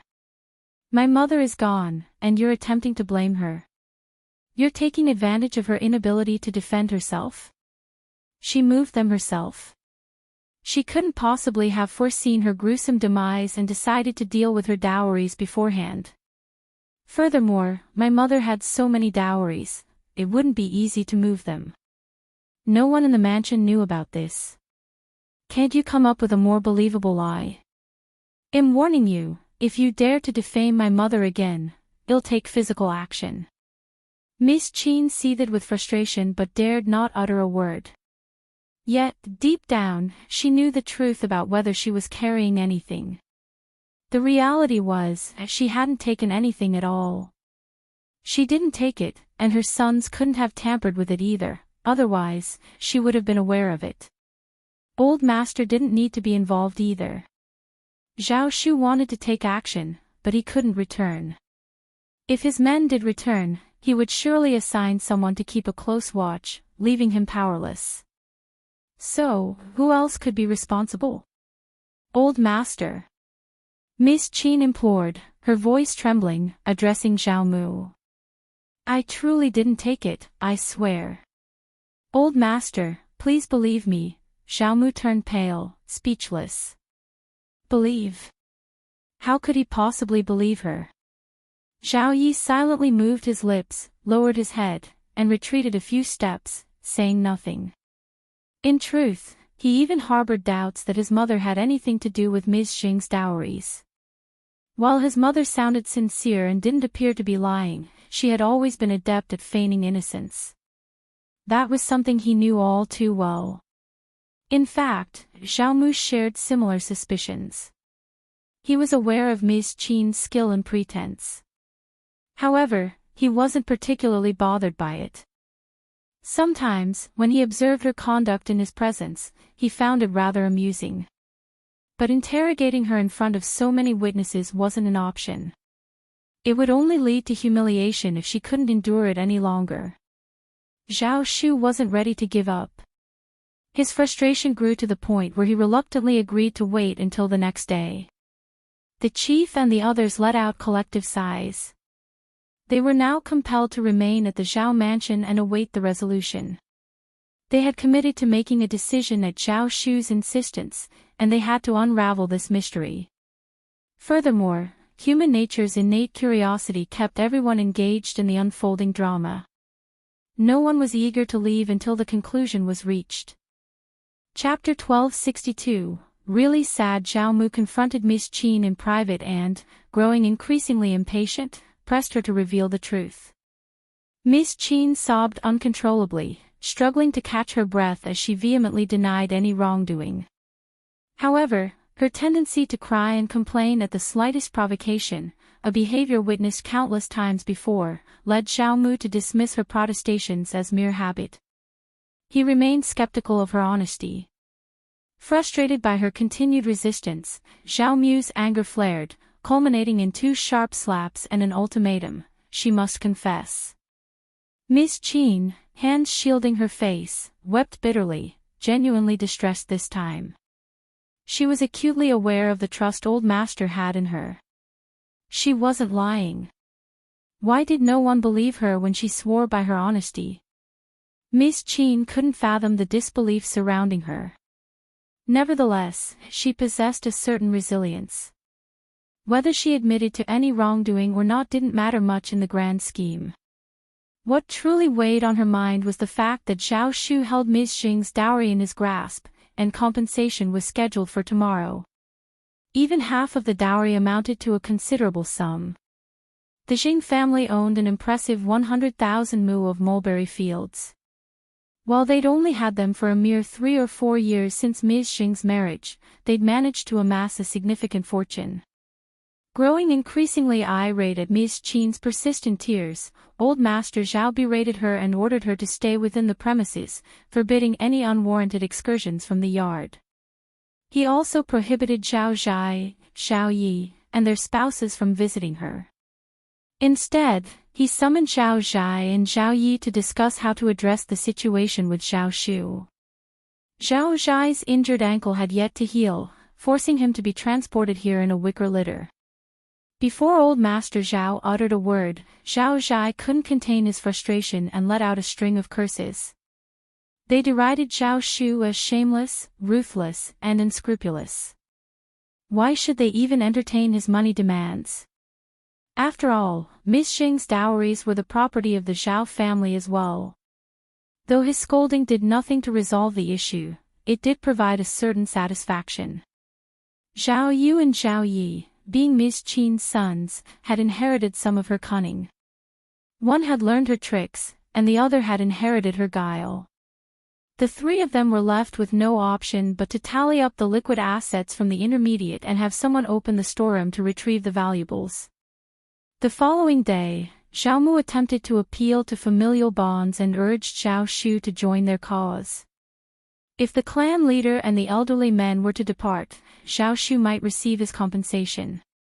However, Zhao Shu had no interest in wasting any more time with them.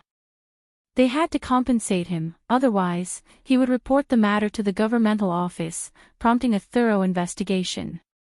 Stealing the dowries of the family's mistress was a grave offense. Once the governmental office initiated an inquiry, it would bring disgrace upon the Zhao family. Annoyed and exasperated, Zhao Mu had no choice but to comply.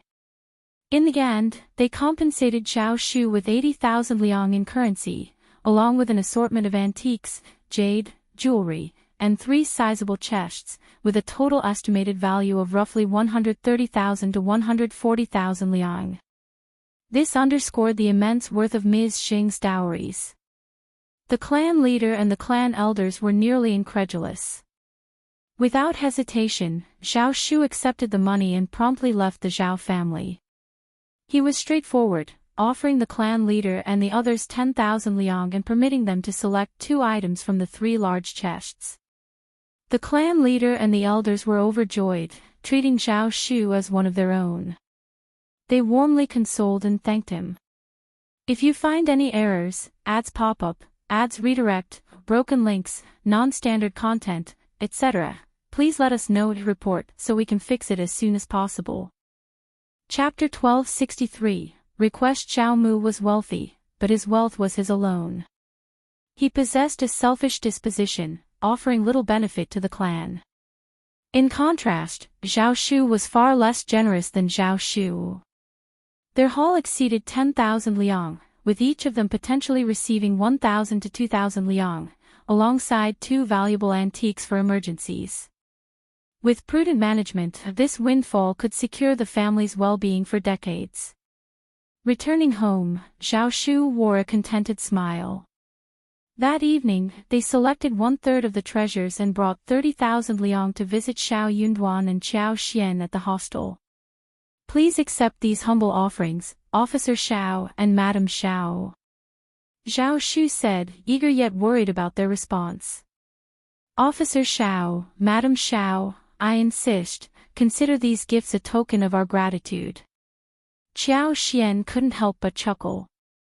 Young Master Zhao, since you acquired these freely, we won't stand in your way. Madam Xiao, Please, do not feel obligated, insisted Zhao Shu, known for his kind-heartedness, refusing to take back the gifts. Had it not been for Madame Xiao's ingenious plan, we might have left empty-handed. We couldn't have extracted a piece of their wealth before departing.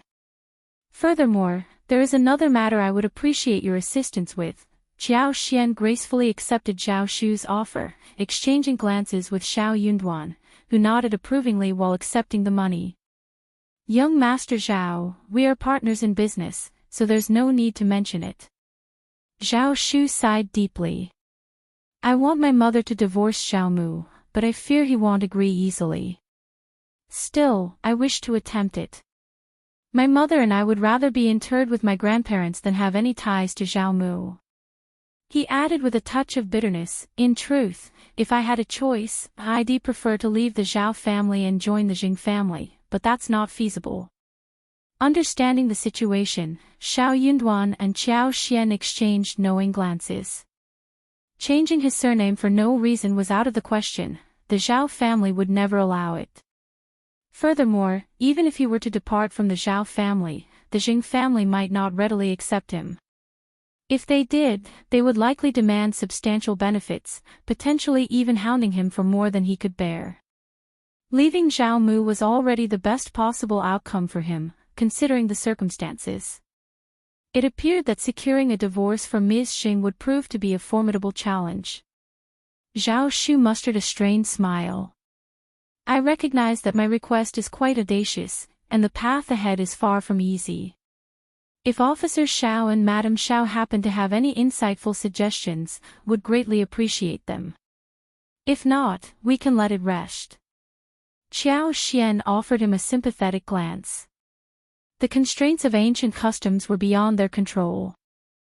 After some contemplation, Xiao Yunduan chuckled. Let's give it a shot.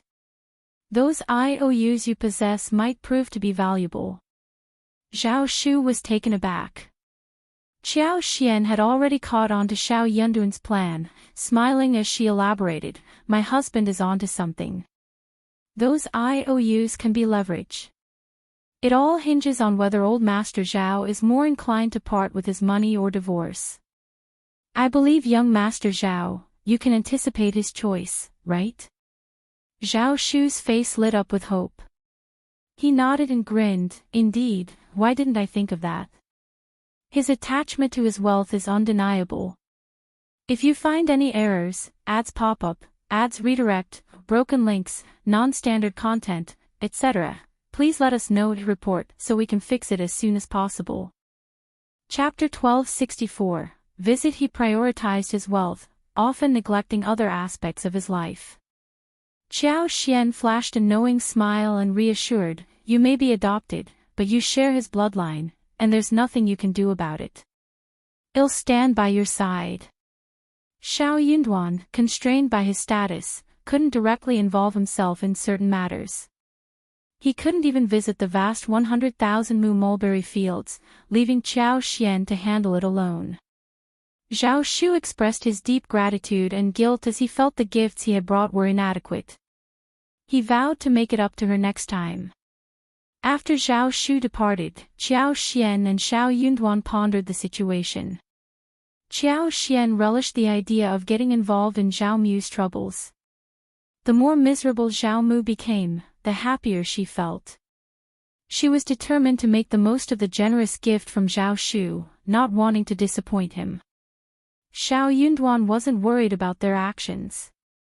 He knew that Zhao Mu cherished his wealth and properties, making him cautious not to act recklessly. However, he suggested, let's have Sun Qian and Sun Bai join us. Both Xiao Yunduan and Qiao Xian had complete confidence in Sun Qian and Sun Bai due to their reliable skills.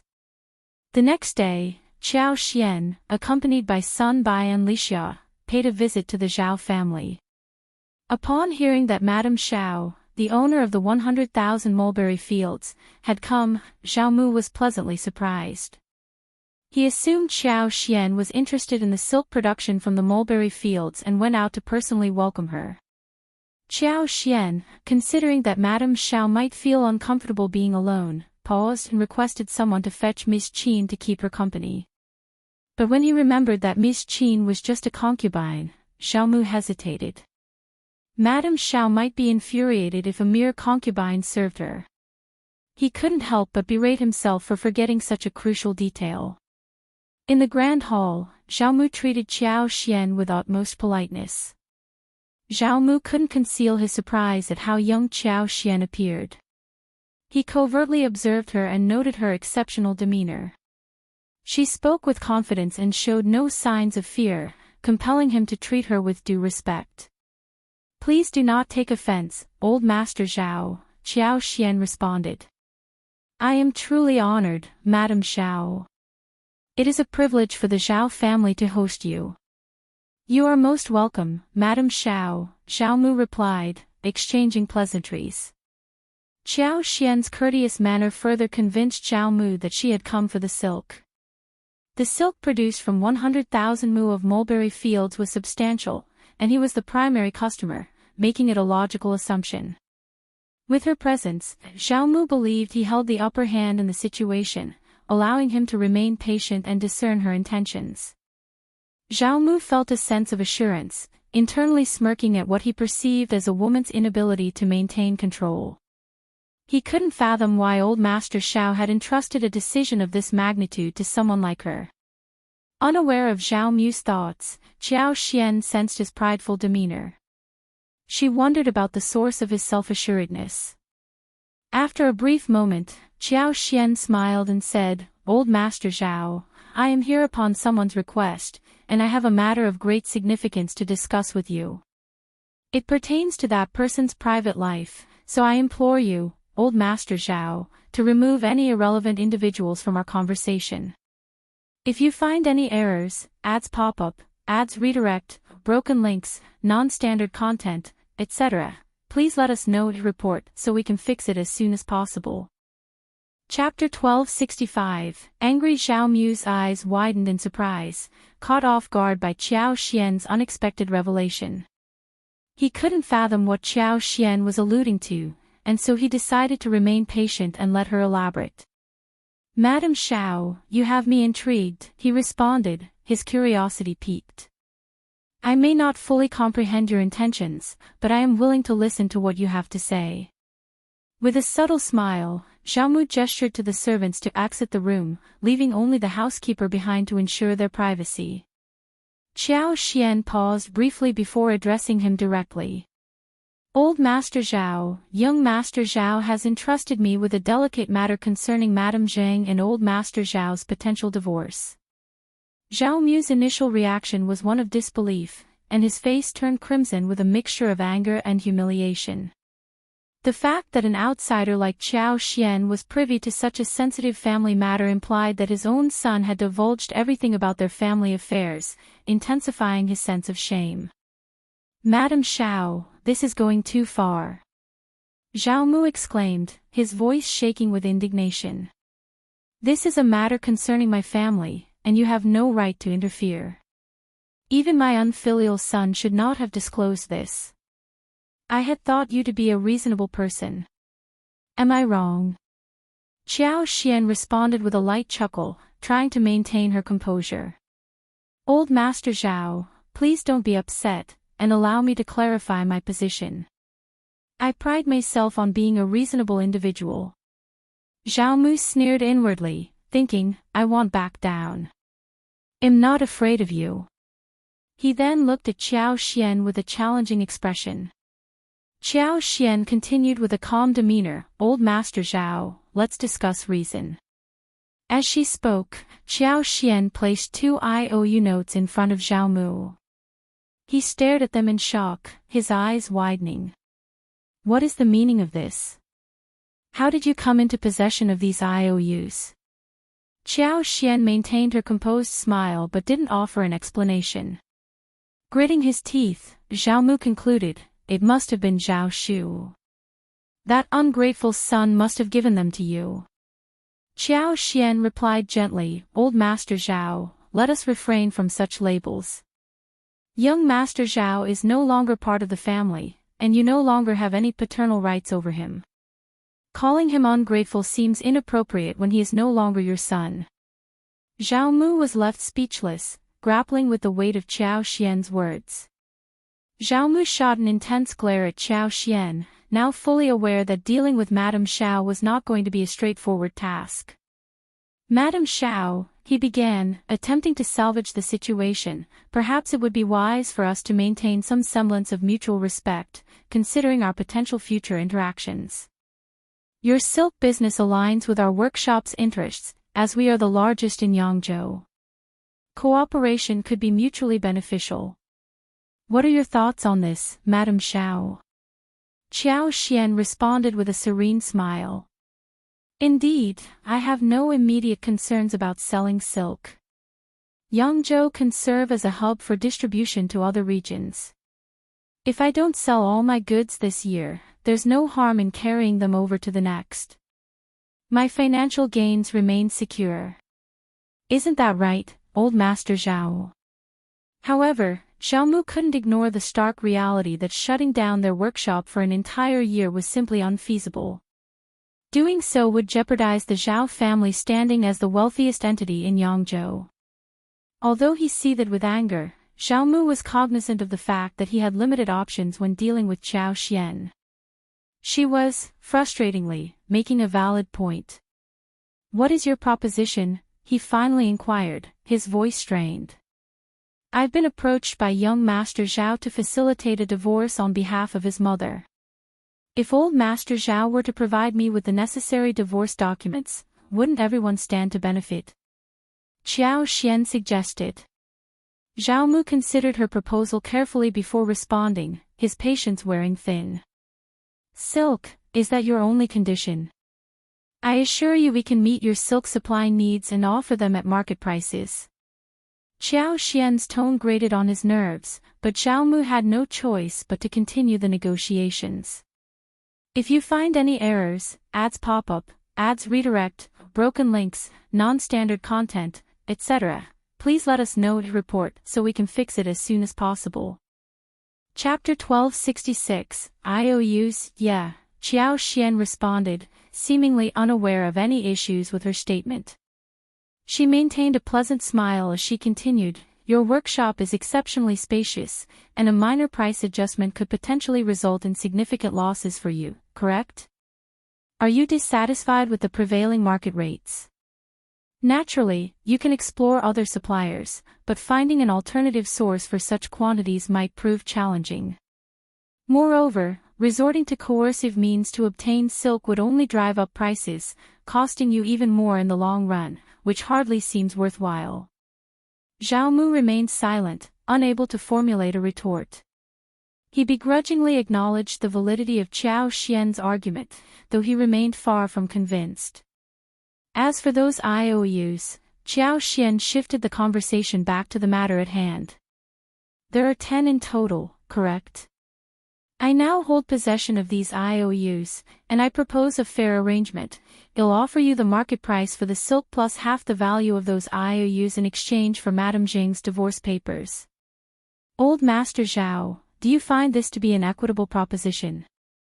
Zhao Mu couldn't help but rue his earlier decision to decline his father-in-law's offer and sign those IOUs. Little had he known that Ms.Qin had diligently collected them and handed them over to Zhao Shu, their ungrateful son. Zhao Shu's betrayal stung him deeply. How could he allow outsiders to meddle in their family affairs? Zhao Mu firmly believed that labeling his son as unfilial was entirely justified. Recalling that each of those 10 IOUs was worth 700,000 liang, the total sum amounted to a staggering 7 million liang. If Madame Xiao were to demand repayment, it would undoubtedly spell disaster for the Zhao family, a situation he couldn't bear to contemplate. He was determined to reclaim those IOUs at any cost, lest Madame Xiao and their disobedient son wreak havoc at any given moment, a scenario he found unacceptable. Just as Zhao Mu was about to voice his concerns, Qiao Xian swiftly interjected, Old Master Zhao, I prefer straightforward dealings and dislike haggling. I've made what I consider to be a very sincere offer. If it doesn't meet your expectations, I won't press the matter further. Reluctantly, Zhao Mu held back the words he had been poised to speak. Although they had only just met, Zhao Mu could already discern the young madam's resolute temperament.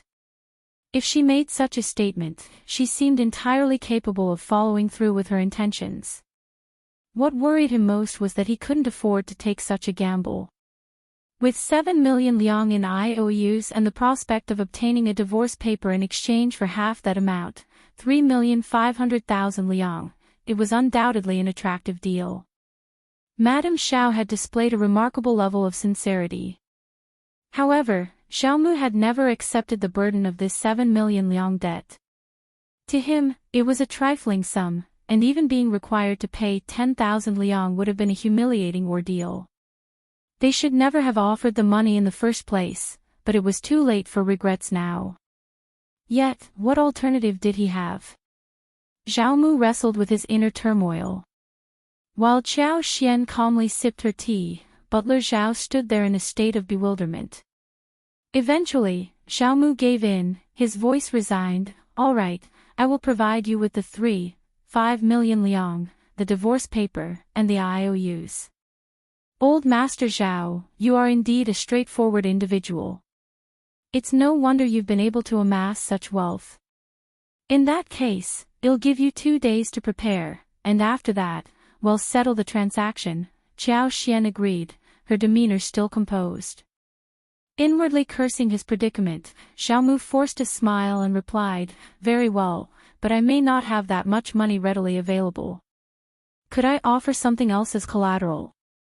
Qiao Xian nodded graciously, "Of course, as long as the collateral holds an equivalent value." Agreed. With that, Qiao Xian rose from her seat and offered a parting smile. "All right, old Master Zhao, you can make your preparations. I won't take up any more of your time. Goodbye." Through gritted teeth, Zhao Mu replied, "Thank you, Madame Qiao. If you find any errors, ads pop up, ads redirect, broken links, non-standard content, etc., please let us know and report so we can fix it as soon as possible."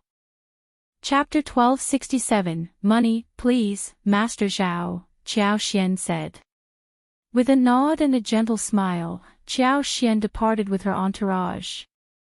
In a fit of rage, Zhao Mu snatched the teacup beside him and hurled it to the ground. "How dare you! How dare you! How dare you!" Butler Zhao hung his head, wishing he could vanish into thin air. Old Master had incurred a substantial loss this time, and his fury was unsurprising. Yet, deep down, he knew that had he not disappointed Madame, matters might not have taken such a turn. It was a matter of cause and effect. Breathing heavily, Zhao Mu turned his displeased gaze toward Butler Zhao. Butler Zhao quivered, managing a strained smile. "Master, examine the accounts and determine how much can be salvaged. Inspect the estate and assess the stockpile for valuable items." Butler Zhao's heart ached for old Master. "Certainly, Master." They were about to distribute a considerable amount.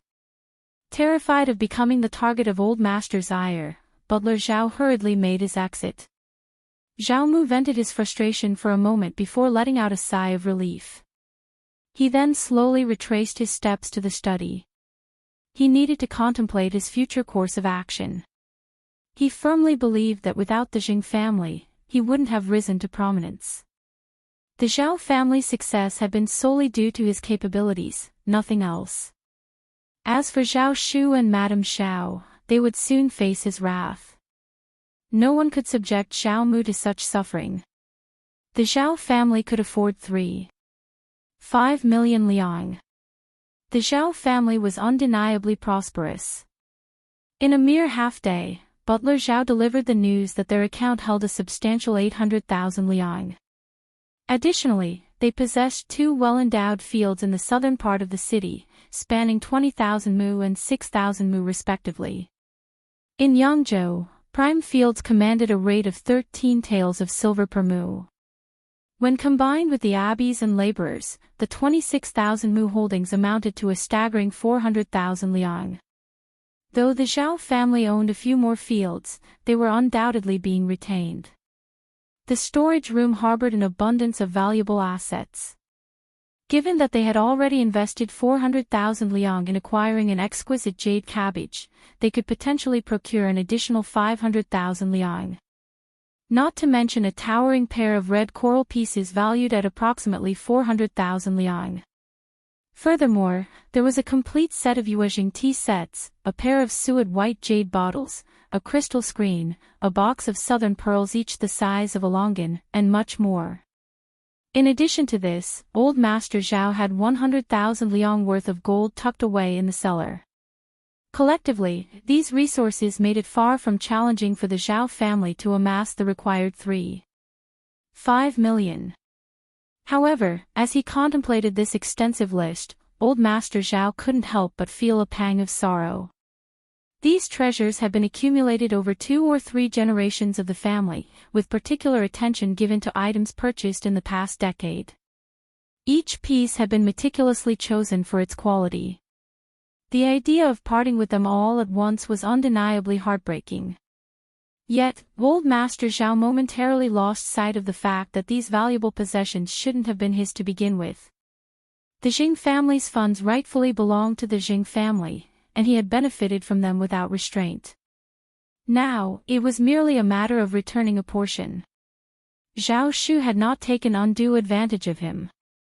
Both Zhao Yu and Zhao Yi were well aware of Zhao Mu's actions within the household. Even Zhao Yi, known for his pretense, couldn't conceal his discomfort upon learning that his father was expected to provide such a staggering sum. The same sentiment was amplified in Zhao Zhai. That's exorbitant.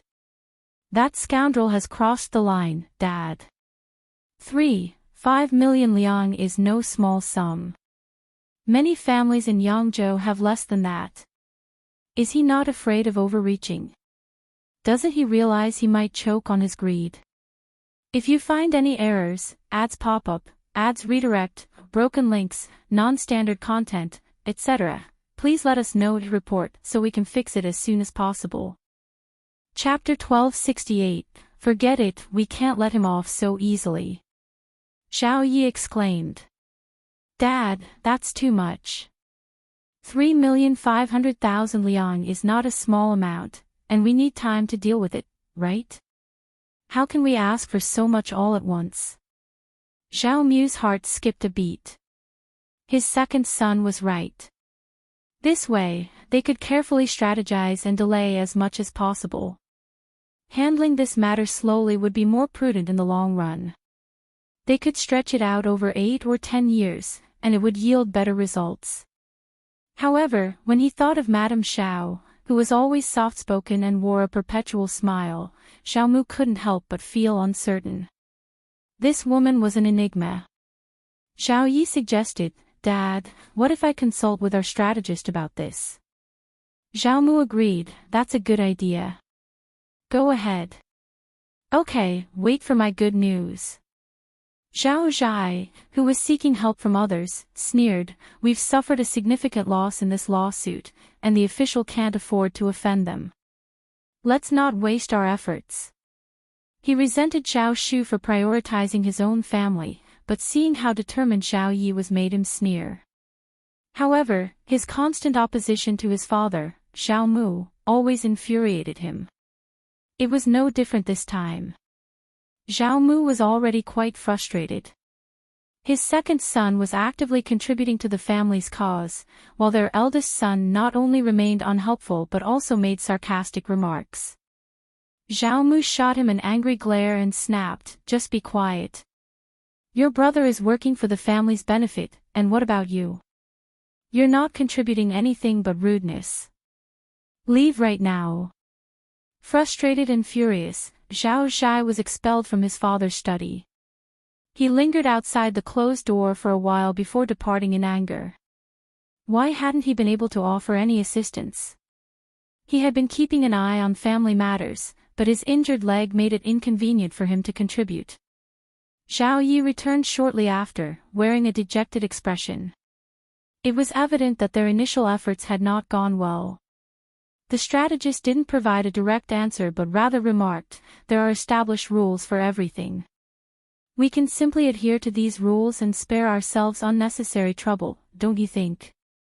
What he didn't disclose to his father was that he had paid the strategist 100 liang just to extract these words. The strategist's intentions seemed increasingly dubious. Zhao Mu remained silent for an extended period. The following day, Qiao Xian was given properties valued at 3.5 million yuan, along with divorce papers for Ms.Qin. Qiao Xian had someone assess the value and handed over 10 IOU notes. The 3.5 million yuan included 26,000 mu of farmland and 53,000 mu of mountainous terrain, amounting to 550,000 liang in total. There was also 550,000 liang in cash. The two mansions were situated in prime areas of Hangzhou, one spanning 12 mu and the other 16 mu, with a combined value of 400,000 liang. The remaining balance was compensated with various valuable antiques. In any case, the settlement was even. Seeing such a substantial sum being taken away, Zhao Mu felt a profound sense of loss, as though a part of his heart had been hollowed out. His expression darkened. Qiao Xian smiled and remarked, "Old Master Zhao, you should be content. The original sum was supposed to be 7 million liang, but it has been halved. You haven't suffered any loss at all. If you find any errors, ads pop up, ads redirect, broken links, non-standard content, etc., please let us know to report so we can fix it as soon as possible." Chapter 1269. Content. You should be grateful that young Master Zhao is such a devoted son. He willingly exchanged 3.5 million liang for his mother's freedom, showing his dedication to the Zhao family. Zhao Mu's expression darkened even further. His son's actions had betrayed him terribly. How could this be considered an act of filial piety? Holding the divorce paper, Zhao Shu's eyes welled up with tears, and even Uncle Qing let out a sigh. "That's wonderful." Zhao Shu carefully put away the divorce paper, forcing a smile. "We are no longer connected to Zhao Mu. Madam Xiao, thank you immensely for your help." With a bow, Zhao Shu expressed his gratitude. Qiao Xian, aware of his discomfort, smiled warmly. "Young Master Zhao, there's no need for such formality. We are business partners, and it's only right to support each other." "Madam Xiao, you're truly forthright." Zhao Shu smiled as he presented her with gifts. "Please don't mention it, Madam Xiao. I'm not taking your assistance lightly. Without Officer Xiao's guidance and Madam Xiao's support, I wouldn't have achieved anything." The gifts were substantial, and after discussing it with Xiao Yunduan, Qiao Xian decided not to return them. Although they were generous, they were not too burdensome for Zhao Shu. 300,000 liang, 26,000 mu in 2 days, and 12 mu of land. Qiao Xian planned to head south every year when Zhao Shu began developing the floral fields in Hangzhou. Qiao Xian handed 300,000 liang to Xiao Yunduan along with 1,000 taels, advising him to use it wisely. In return, Xiao Yunduan gave Sun Qian and Sun by a letter to be delivered secretly to the Crown Prince. As trusted confidants of the Crown Prince with their own discreet channels, Xiao Yunduan had no worries about their ability to deliver the message. With a smile, Xiao Yunduan and Qiao Xian shared a sigh. It was no wonder that the southern business families enjoyed such luxurious lives. They were incredibly wealthy. Look at Zhao Mu. He managed to amass a few million in a single night. Qiao Xian made some calculations and realized she had nearly 500,000 liang but not many properties. She appeared to be quite wealthy herself. Satisfied with her situation, Qiao Xian had been in Yangzhou for a few days and was planning to visit Zhao Shu's floral field in Hangzhou before returning to her home in Yuzhang Heshan County. Upon hearing Xiao Yunduan's words, they both prepared to leave. Their reunion, even after a brief separation, was a joyous one, and their bond was as strong as ever. They had cherished their time together immensely. Qiao Xian couldn't stop gushing about the beauty of the southern flowers and willows. Xiao Yunduan, with a smile, nodded and held her close, reassuring her with affection. he had no intention of making his wife sad and was committed to maintaining his honor. The two of them spent a couple of days visiting 100,000 mu of mulberry gardens together. Qiao Xian used her extraordinary abilities to ensure the mulberry leaves in the fields grew better that year, enabling the silkworms to thrive and produce more silk. The silk's quality was expected to be exceptional. In this way, she felt less guilty about receiving 40% of the profits. However, she knew that next year, her share would be reduced to 30%. This 30% would amount to approximately 300,000 liang, which she believed would suffice for any emergencies the crown prince might face. If you find any errors, ads pop up, ads redirect, broken links, non-standard content, etc., please let us know to report so we can fix it as soon as possible. Chapter 1270, Hangzhou 2 days had come and gone, and during that time, Qiao Xian and Xiao Yunduan had spent an entire night together, reluctantly preparing to bid each other farewell. Qiao Xian cherished the unique dynamic between herself and Xiao Yunduan. Despite their physical separation and individual pursuits, they found solace in supporting one another whenever they could. This approach, they believed, was the key to sustaining their relationship and allowing it to thrive in the long run. All she desired was to find comfort in herself, a solace that would enable her to lead a fulfilling life after their impending separation. In Hangzhou, there were numerous tasks that required her attention, including the relocation of Ms.Qin's grave, tending to the vast 100,000 mu of mulberry gardens, and establishing a tea plantation across 50,000 mu of land. Qiao Xian had requested Zhao Shu not to accompany her to Hangzhou but to remain in Yangzhou with Uncle Qing, assisting in managing these two estates. She pondered the fact that Aunt Qing was in Hangzhou and considered traveling there with her. Zhao Shu contemplated this for a moment and, after careful consideration, decided against joining them. He understood the importance of avoiding any hint of impropriety. Officer Xiao was still stationed in Yangzhou, and it wouldn't be appropriate for him to keep Madame Xiao company. Despite the strong bond between Madame Xiao and Officer Xiao, the threat of baseless rumors loomed large. People tended to believe that where there was smoke, there was fire, and these rumors could be harmful without any basis in reality. It was an unexplainable situation, and Zhao Shu was relieved that he chose not to accompany them. Meanwhile, Xiao Yunduan was not just idly staying in Yangzhou. He had a demanding itinerary that required him to visit numerous cities in the south. So, once Qiao Xian departed and their personal affairs were settled, he was ready to fully immerse himself in his work. Zhao Shu had been grappling with whether or not to report the management of the two estates and the mulberry garden to Officer Xiao. However, it became clear that Officer Xiao had little interest in these matters. They planned to share this information with Madame Xiao upon their reunion. With that, Zhao Shu went about attending to his own responsibilities. Meanwhile, there was entertainment to be had at the Zhao family's residence. The loss of such a significant sum of money had left Zhao Mu deeply unsettled. Both Zhao Zhai and Zhao Yi kept their distance, fearful of provoking his anger. Zhao Mu couldn't help but contemplate meeting Qiao Xian and finalizing the contract. He believed that some level of amicable rapport should exist between him and Madame Xiao, given the substantial wealth he was parting with. Madame Xiao had stated her commitment to paying the market price, and she appeared resolute in her decision. Yet, the urgency of signing the contract weighed on his mind. Once the workshop commenced operations, there would be no turning back. The ramifications of any delays were too significant to contemplate. This year, he might not succeed, but he planned to purchase fields for mulberry tree cultivation. In the following years, he would acquire silk, ensuring he was not as vulnerable as he currently felt. Zhao Mu set out to locate Madame Xiao, only to discover that she had departed Yangzhou. He wondered if and when she would return, though doubts lingered. The managerial responsibilities rested firmly in someone else's hands. Zhao Mu couldn't help but feel ignored by Madame Xiao, who hadn't spared him a moment's thought.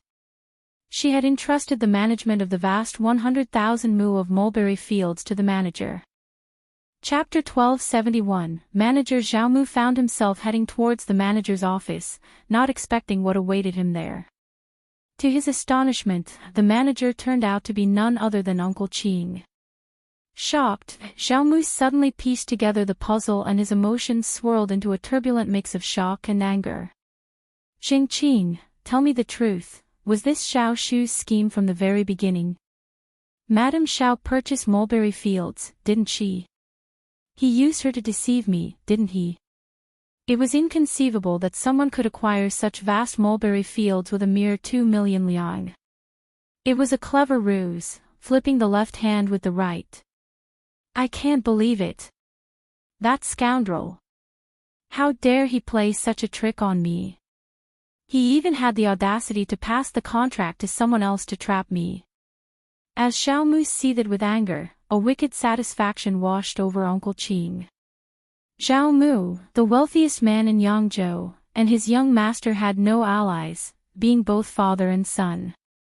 They stood no chance against Zhao Mu. Unexpectedly, together with Madame Qiao, they had managed to outmaneuver Zhao Mu and take a substantial bite out of his fortune. Master Zhao, you've got it all wrong. Madame Qiao did indeed purchase a portion of the mulberry garden. She hired me to handle the transaction. What's wrong with that? Master Zhao, you've never suffered a loss before. You're merely venting your frustration. Why let this anger consume you? Moreover, if word gets out, it won't reflect well on you. Both Qiao Xian and Xiao Yunduan were discreet individuals. Qiao Xian's brief visit to Hangzhou had sent shockwaves through the local business community, but she had vanished without a trace. The business elite continued to speculate about her origins. Uncle Qin had no desire to bring up Qiao Xian again. Zhao Mu merely snorted in response. He realized that spreading the rumor would not bode well for him.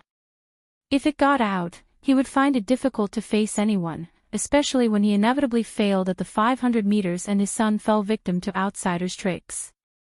Zhao Mu shot an intense glare at Uncle Qin, his heart aching with anger. He was so infuriated that he couldn't find words to express his frustration. The audacity of Uncle Qin, a mere servant, to flaunt his influence in front of him. Zhao Shu, that scoundrel, must have truly crossed a line. He had contemplated confronting Zhao Shu, but the mere thought of it made his blood boil. So, he opted to keep his silence. Despite his seething anger, he remained focused on the matter at hand. He had faced many grand challenges and storms in his life, and he couldn't afford to lose sight of his objectives. Observing Zhao Mu's rapid return to composure, Uncle Qin couldn't help but admire his ability to assess profit and loss. Madame Zheng simply couldn't match his business acumen. Uncle Qin made it clear that he wouldn't sign any contracts, reassuring Zhao Mu with a smile that Madame Qiao would undoubtedly uphold her promise. All he needed to do was be patient. When the silk hit the market, they would pay him the market price, without offering any discounts. Zhao Mu muttered under his breath, even Uncle Qin dared to challenge him. If it had been Madame Qiao, Zhao Mu might have been more diplomatic, but when dealing with Uncle Qin, niceties were out of the question. Zhao Mu sneered, "Very well, remember your words today." With that, he departed.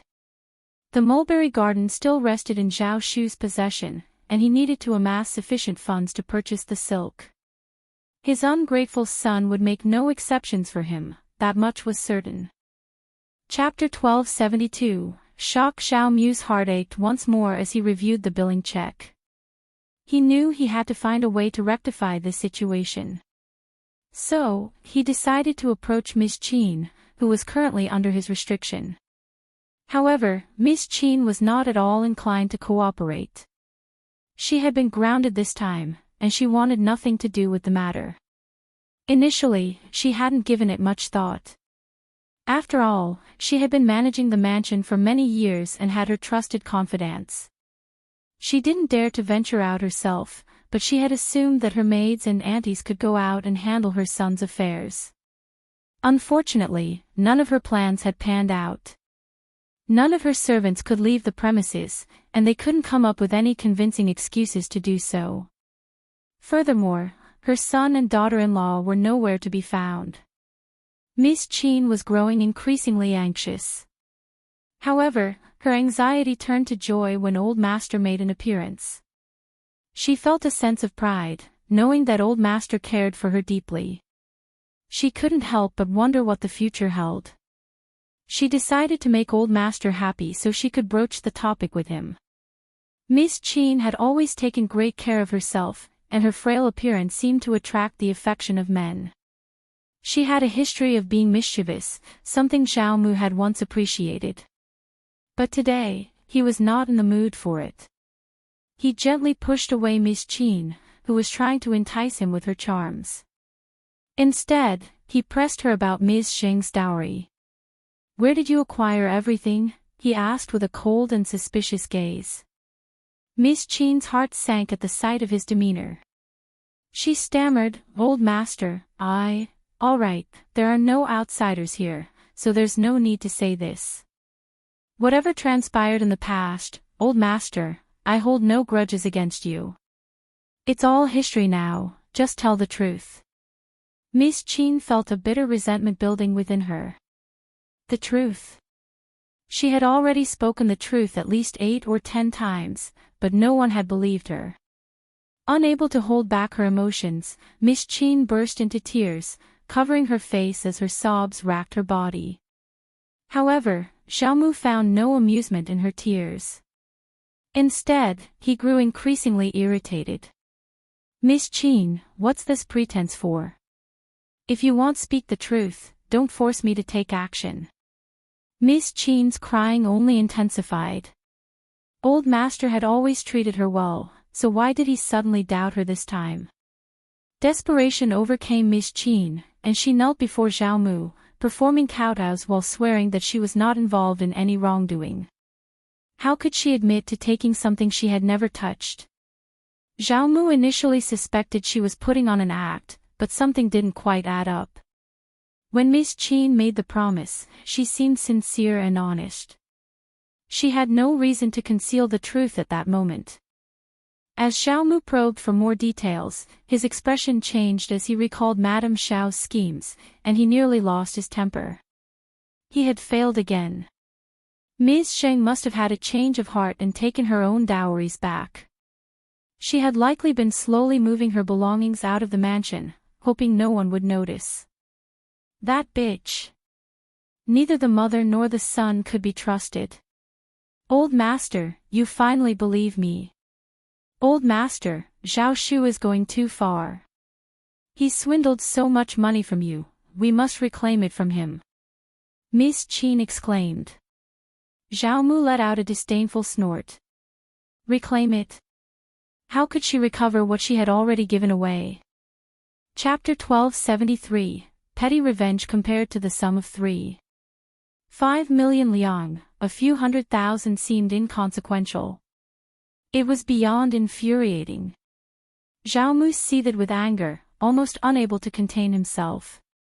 He was a seasoned veteran in the business world with decades of experience, confident in his ability to navigate any situation and outwit any adversary. Yet, against all odds, he had fallen into the clutches of this mother-son duo. Fuming, Zhao Mu stormed out with an icy demeanor, his frustration simmering within him, nowhere to be released. Ms.Qin had lost her composure too. Once she gained her freedom, she stumbled upon the staggering compensation of 3,500,000 liang. Clutching her chest, she let out a heart-rending scream, the pain piercing her very soul. That money belonged to the Zhao family, to her son, and to herself. How could Zhao Shu arbitrarily appropriate such a significant sum? That wretched scoundrel has gone too far. He's absolutely insufferable. We can't let him off the hook so easily.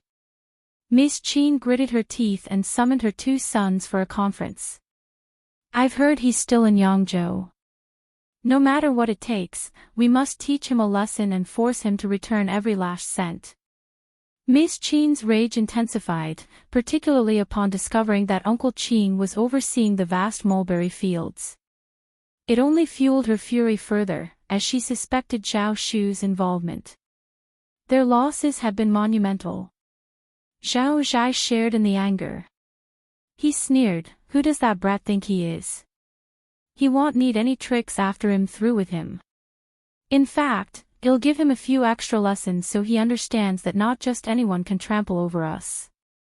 Zhao Zhai harbored no qualms about a confrontation in Yangzhou. Zhao Yi, on the other hand, remained silent, his thoughts laced with inner curses directed at Zhao Zhai for his impulsive nature.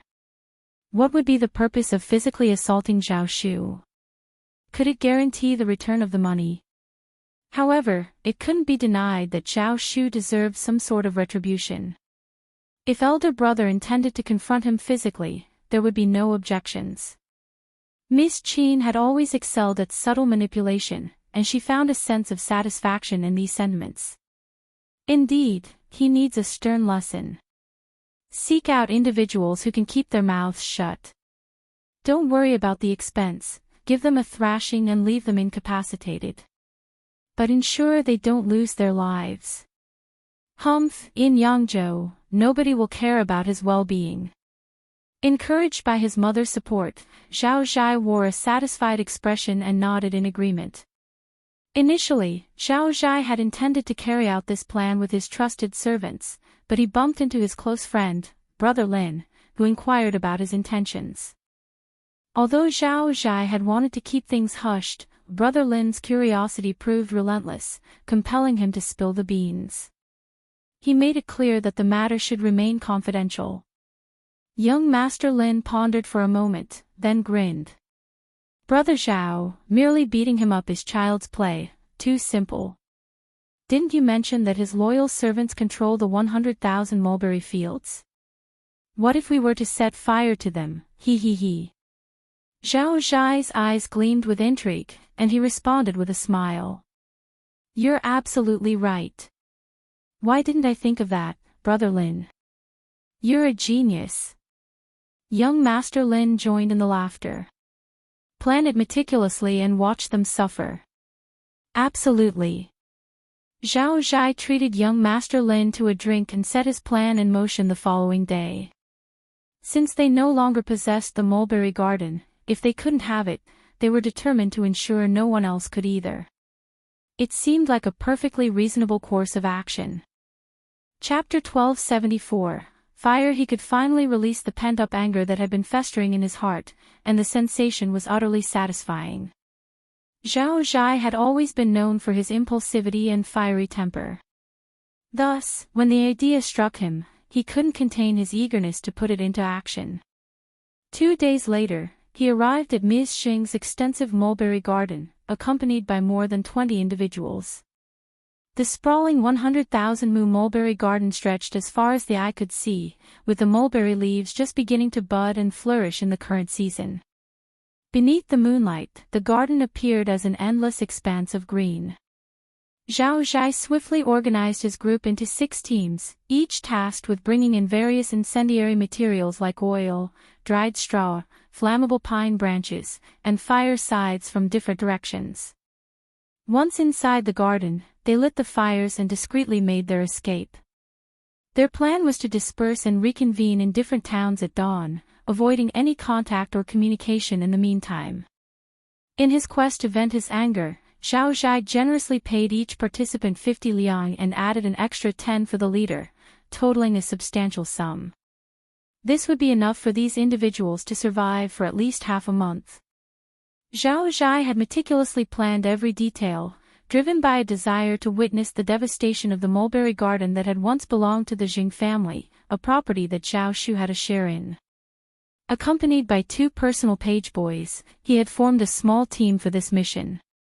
Upon entering the mulberry garden and inhaling the fragrant aroma of the tender mulberry leaves, Zhao Zhai couldn't help but feel a pang of jealousy. This place had never been his, and he believed it should rightfully belong to him.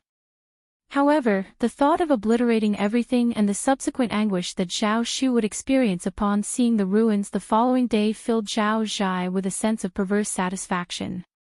What Zhao Zhai hadn't anticipated, though, was that his loyal friend was no longer loyal. He had been swayed by external influences and had been surveilling Zhao Zhai for some time. Otherwise, he wouldn't have been caught in such a fortuitous manner. Zhao Zhai was apprehended red-handed with the individuals he had bribed. Of course, to make the ruse appear convincing, some of them had already initiated the fire, though it had been swiftly extinguished. The guards responsible for safeguarding the mulberry garden acted without hesitation, resorting to violence against everyone present, which included Zhao Zhai and his servant. Subsequently, they bound them and dispatched the culprits to the governmental office. Fortunately, our boss is exceptionally cautious.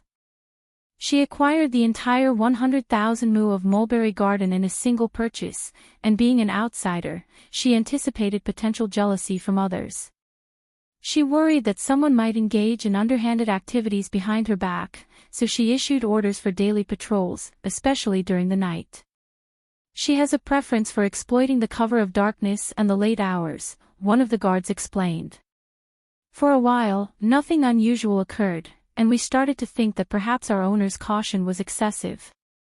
We even considered recommending to the manager that the night patrol should be discontinued if no incidents arose within a few days. After all, this level of vigilance can't be sustained indefinitely. However, it all changed last night. The housekeepers and servants present clenched their jaws and glared at the miserable bandits before them. Unbelievably malicious. Fortunately, they remained diligent in their patrols and refrained from any complacency.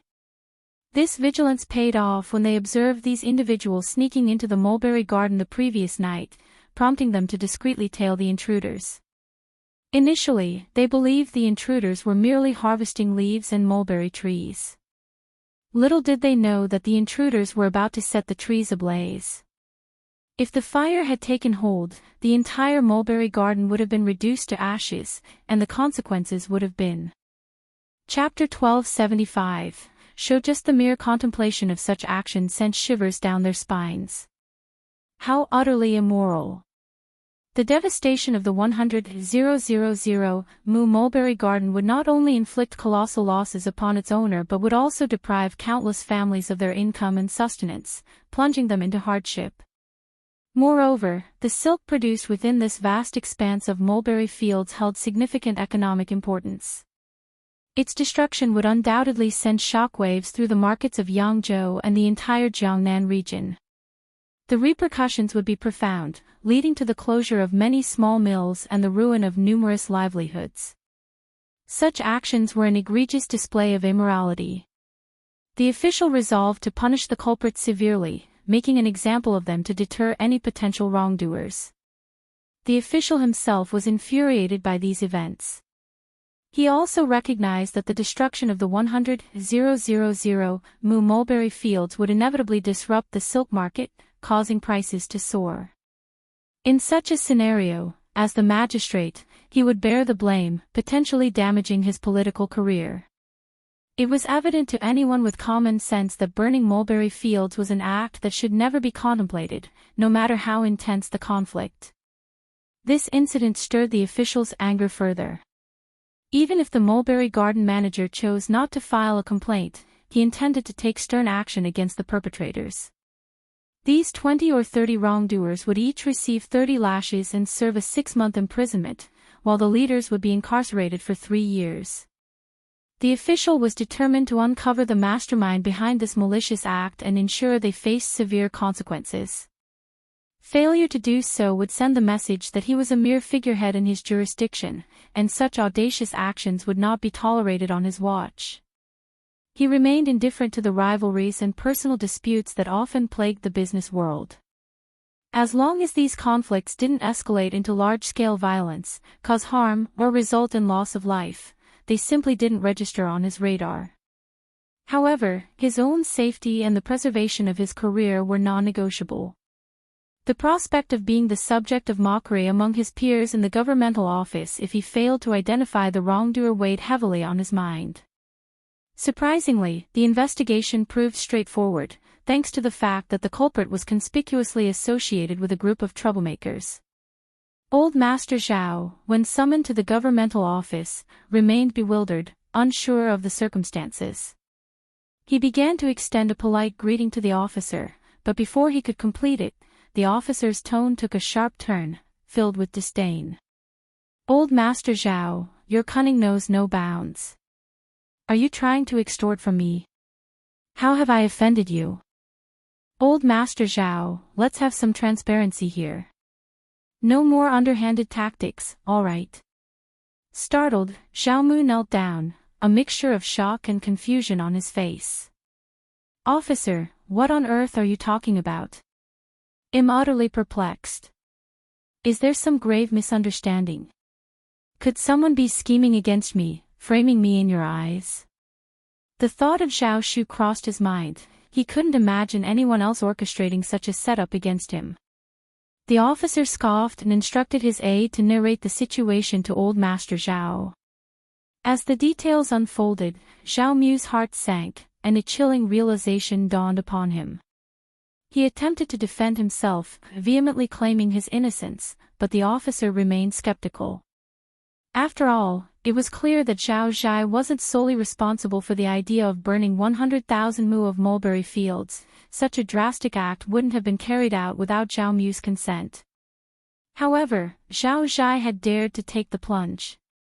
Chapter 1276, Money. Those unaware remained undaunted.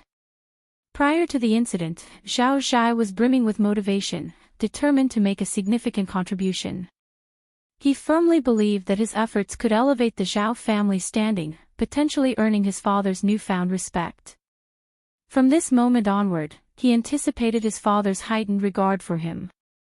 He was eager to make his mark, plotting to astonish his father with an unexpected surprise, a secret known to no one.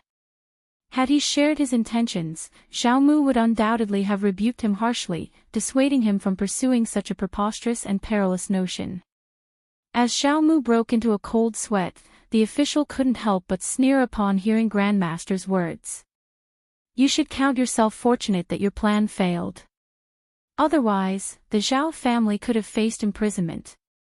If I pardon you easily, it'll have no authority in the future. You'll pay a fine of 300,000 liang, publicly make amends to the Zhao family, and provide them with compensation of 100,000 liang. Are you in agreement?" Zhao Mu trembled, his heart aching for the money. While he wasn't truly convinced, his timid son had been apprehended red-handed and had confessed. Objecting wouldn't change the outcome. "I am completely in agreement, that's good to hear." With 400,000 liang, Xiaomu left the government office in a daze. Their account was now depleted. With the need to purchase silk this year and their funds falling short, they had to part with valuable possessions and antique items.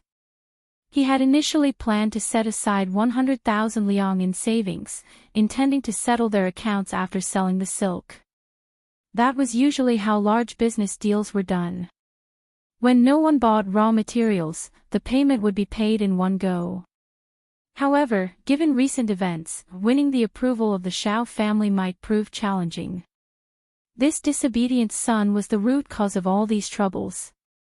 Zhao Mu returned home, his face drained of color, and directed his anger at Ms.Qin. Ms.Qin was taken aback, regretting her failure to ignite the mulberry garden. She implored Zhao Mu to secure their son's release from prison. Infuriated, Zhao Mu kicked Ms.Qin to the ground, pointing an accusatory finger at her. "You're a disgrace. Listen to yourself. You're nothing but an ignorant, foolish woman." Desperation gnawed at Zhao Mu. What had he been thinking when it came to his concubines? How could he have been so blind as to trust this foolish woman? How had she managed to deceive him? Zhao Mu scoffed. "Our disobedient son has cost me 400,000 liang, and you expect me to spend even more on him? Forget it. He's getting what he deserves." 400,000 liang. Ms.Qin gasped in disbelief. Refusing further conversation, Zhao Mu sneered and left. Zhao Yi helped Ms.Qin to her feet, sighed heavily, and recounted the entire story. Ms.Qin clutched her chest in despair. 400,000 liang. It was an exorbitant sum, and now it was gone, her son's hard-earned money. She felt utterly heartbroken. This is absolutely outrageous. Ms.Qin fumed. The old master is so greedy and biased. The mulberry garden is unharmed, so why must we compensate them such a colossal sum?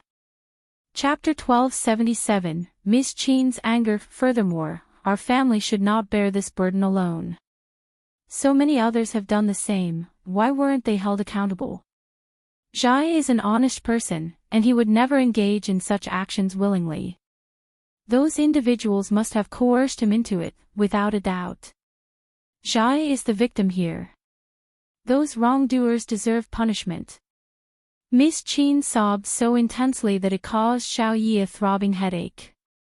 He intended to clarify to Ms.Qin the gravity of the situation, emphasizing that anyone involved would face the wrath of the authorities, who would undoubtedly administer severe consequences. His foolish elder brother was the mastermind and had already confessed. He needed to face the consequences. The official was infuriated to the point of extracting a harsh penalty from them. If they weren't resented for this, they should consider themselves fortunate. How could they possibly complain about their fate? They must have a death wish. Throughout history, commoners never contested with government officials, especially those in positions of authority. That was an undeniable fact. However, when he observed his mother's pained and incensed expression, he realized that she remained ignorant of the situation. Even if he attempted to elucidate, she wouldn't comprehend. Consequently, he abandoned the idea of explaining. He earnestly cautioned her, "Mom, remember never to speak recklessly outside. It could lead to catastrophic consequences for the family. I'm dead serious about this, don't ever forget." He emphasized the gravity of the situation. Ms.Qin was taken aback but grew even more indignant. This is just too much. Her son was about to lose 400,000 liang once again. Oh my God, it was an astronomical sum. Yet, when Ms.Qin thought about her eldest son enduring his prison sentence, her heart ached. She instructed Xiao Yi to bring him home. Fortunately, she had some money saved, as she had managed the family's finances for years. Xiao Yi was reluctant to have Zhao Zhai return home, but Ms.Qin's determination was unwavering. He understood that she had idle time on her hands, and if he resisted, she would undoubtedly pester him endlessly. Moreover, he was bracing himself for his father's anger. Reluctantly, Xiao Yi departed. While strategists treated him kindly, she wasn't shy about asking him for money. Ultimately, they had to part with 10,000 liang to secure Zhao Zhai's release from prison. The moment Zhao Zhai returned, he faced a barrage of scolding from Zhao Mu. He felt overwhelmed and disheartened. Initially, he hadn't comprehended the gravity of the situation, believing that he had been unlucky to get caught in the act. However, as he listened to Zhao Yi's explanation, he turned pale and began to sweat profusely. Zhao Mu was exasperated. He was ordered to remain home, forbidden from venturing anywhere else or making any decisions independently, under the threat of punishment. He planned to personally deliver the money to the Xiao family and offer a personal apology. Zhao Zhai wasn't convinced, but he didn't dare to defy the orders. After an irate Zhao Mu stormed off, Xiao Yi inquired, "Weren't you planning to confront Zhao Shu and even considered burning the mulberry garden? Who influenced you to change your mind?" It was only at that moment that Zhao Zhai remembered his close acquaintance, and his expression darkened. Upon hearing this, Xiao Yi realized that the man with the surname Lin had manipulated the situation. Ms.Qin erupted into curses, determined to find someone to teach Lin a lesson, with him covering the compensation. Xiao Yi felt thoroughly exhausted and regretted involving Zhao Zhai in the matter. "Mom, we're already dealing with so much these days. Please rest and refrain from suggesting any more ideas. We have a long journey ahead of us, with plenty of opportunities in the future." Chapter 1278, Compensation. That's all she said, and it was elder brother who took the initiative. "You can't just turn to him for help." He was on the verge of remarking that elder brother was a mature adult who should have discerned right from wrong. How could he blindly obey someone else's orders? Was he being naive? He had it coming for falling into a trap. But when he fell into a trap, the entire family suffered. 400,000 liang, along with the 10,000 liang from his mother, not to mention the apology, these thoughts were unbearable. His chest ached just thinking about it. Ms.Qin remained unconvinced and cursed vehemently. Yet, her outburst led to a scolding from the old master and a kick, which made her think twice about causing more trouble. Still, she continued to mutter, "Just wait and see." Zhao Zhai glanced at her and Zhao Yi lowered his gaze, and remained silent. He couldn't blame Brother Lin. They had always had a good relationship, and he couldn't have known the consequences of his actions. Brother Lin had simply acted out of misguided kindness. How could he be held responsible? Little did he know that not long after, Brother Lin, along with his wife and children, joyfully relocated with a substantial sum of money to their hometown, Zhenjiang. Zhao Mu had only paid 300,000 liang to the authorities, and the 100,000 liang owed to the Qiao family fell short. He managed to pay only 20,000 liang, leaving Zhao Zhai responsible for the remaining 80,000 liang. Qing was beyond infuriating. He even sent someone to remind them to apologize to him. They couldn't delay this any longer. Zhao Di didn't have 80,000 liang. But he couldn't muster the courage to ask his father. His only option was to approach his mother. Upon hearing that he needed 80,000 liang, Ms.Qin began to tremble. That was a substantial sum. They are utterly wicked. 100,000 liang. It's like they're robbing us. What options do we have? Zhao Yi felt utterly drained.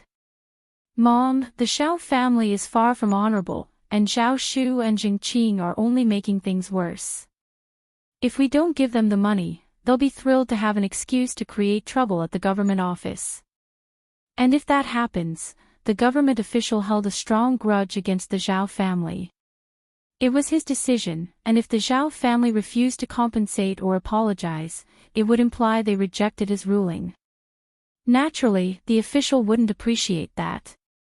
Ms.Qin struggled for words as she cursed, "The Qiao family is despicable. And Zhao Shu, that scoundrel, conspired with the Qiao family and got his own father killed. He deserves divine retribution." Zhao Yi couldn't be bothered to correct his mother. Zhao Shu was no longer considered his father's son. Ms.Qin reluctantly had to produce the money. However, despite managing the family for several years, the finances and their shared savings were handled by the housekeeper and the accountant. Every 3 months, Zhao Mu would make adjustments. She could only withdraw a modest amount from the shared savings, typically just 10 or 20 liang, or occasionally 30 liang. Even if they managed to save some money during the new year, it would still amount to a maximum of 300 to 500 yuan at one time. She had only received 20,000 liang from Zhao Mu. They had already spent 10,000 liang to secure Zhao Zhai's release from prison, leaving them with just 10,000 liang.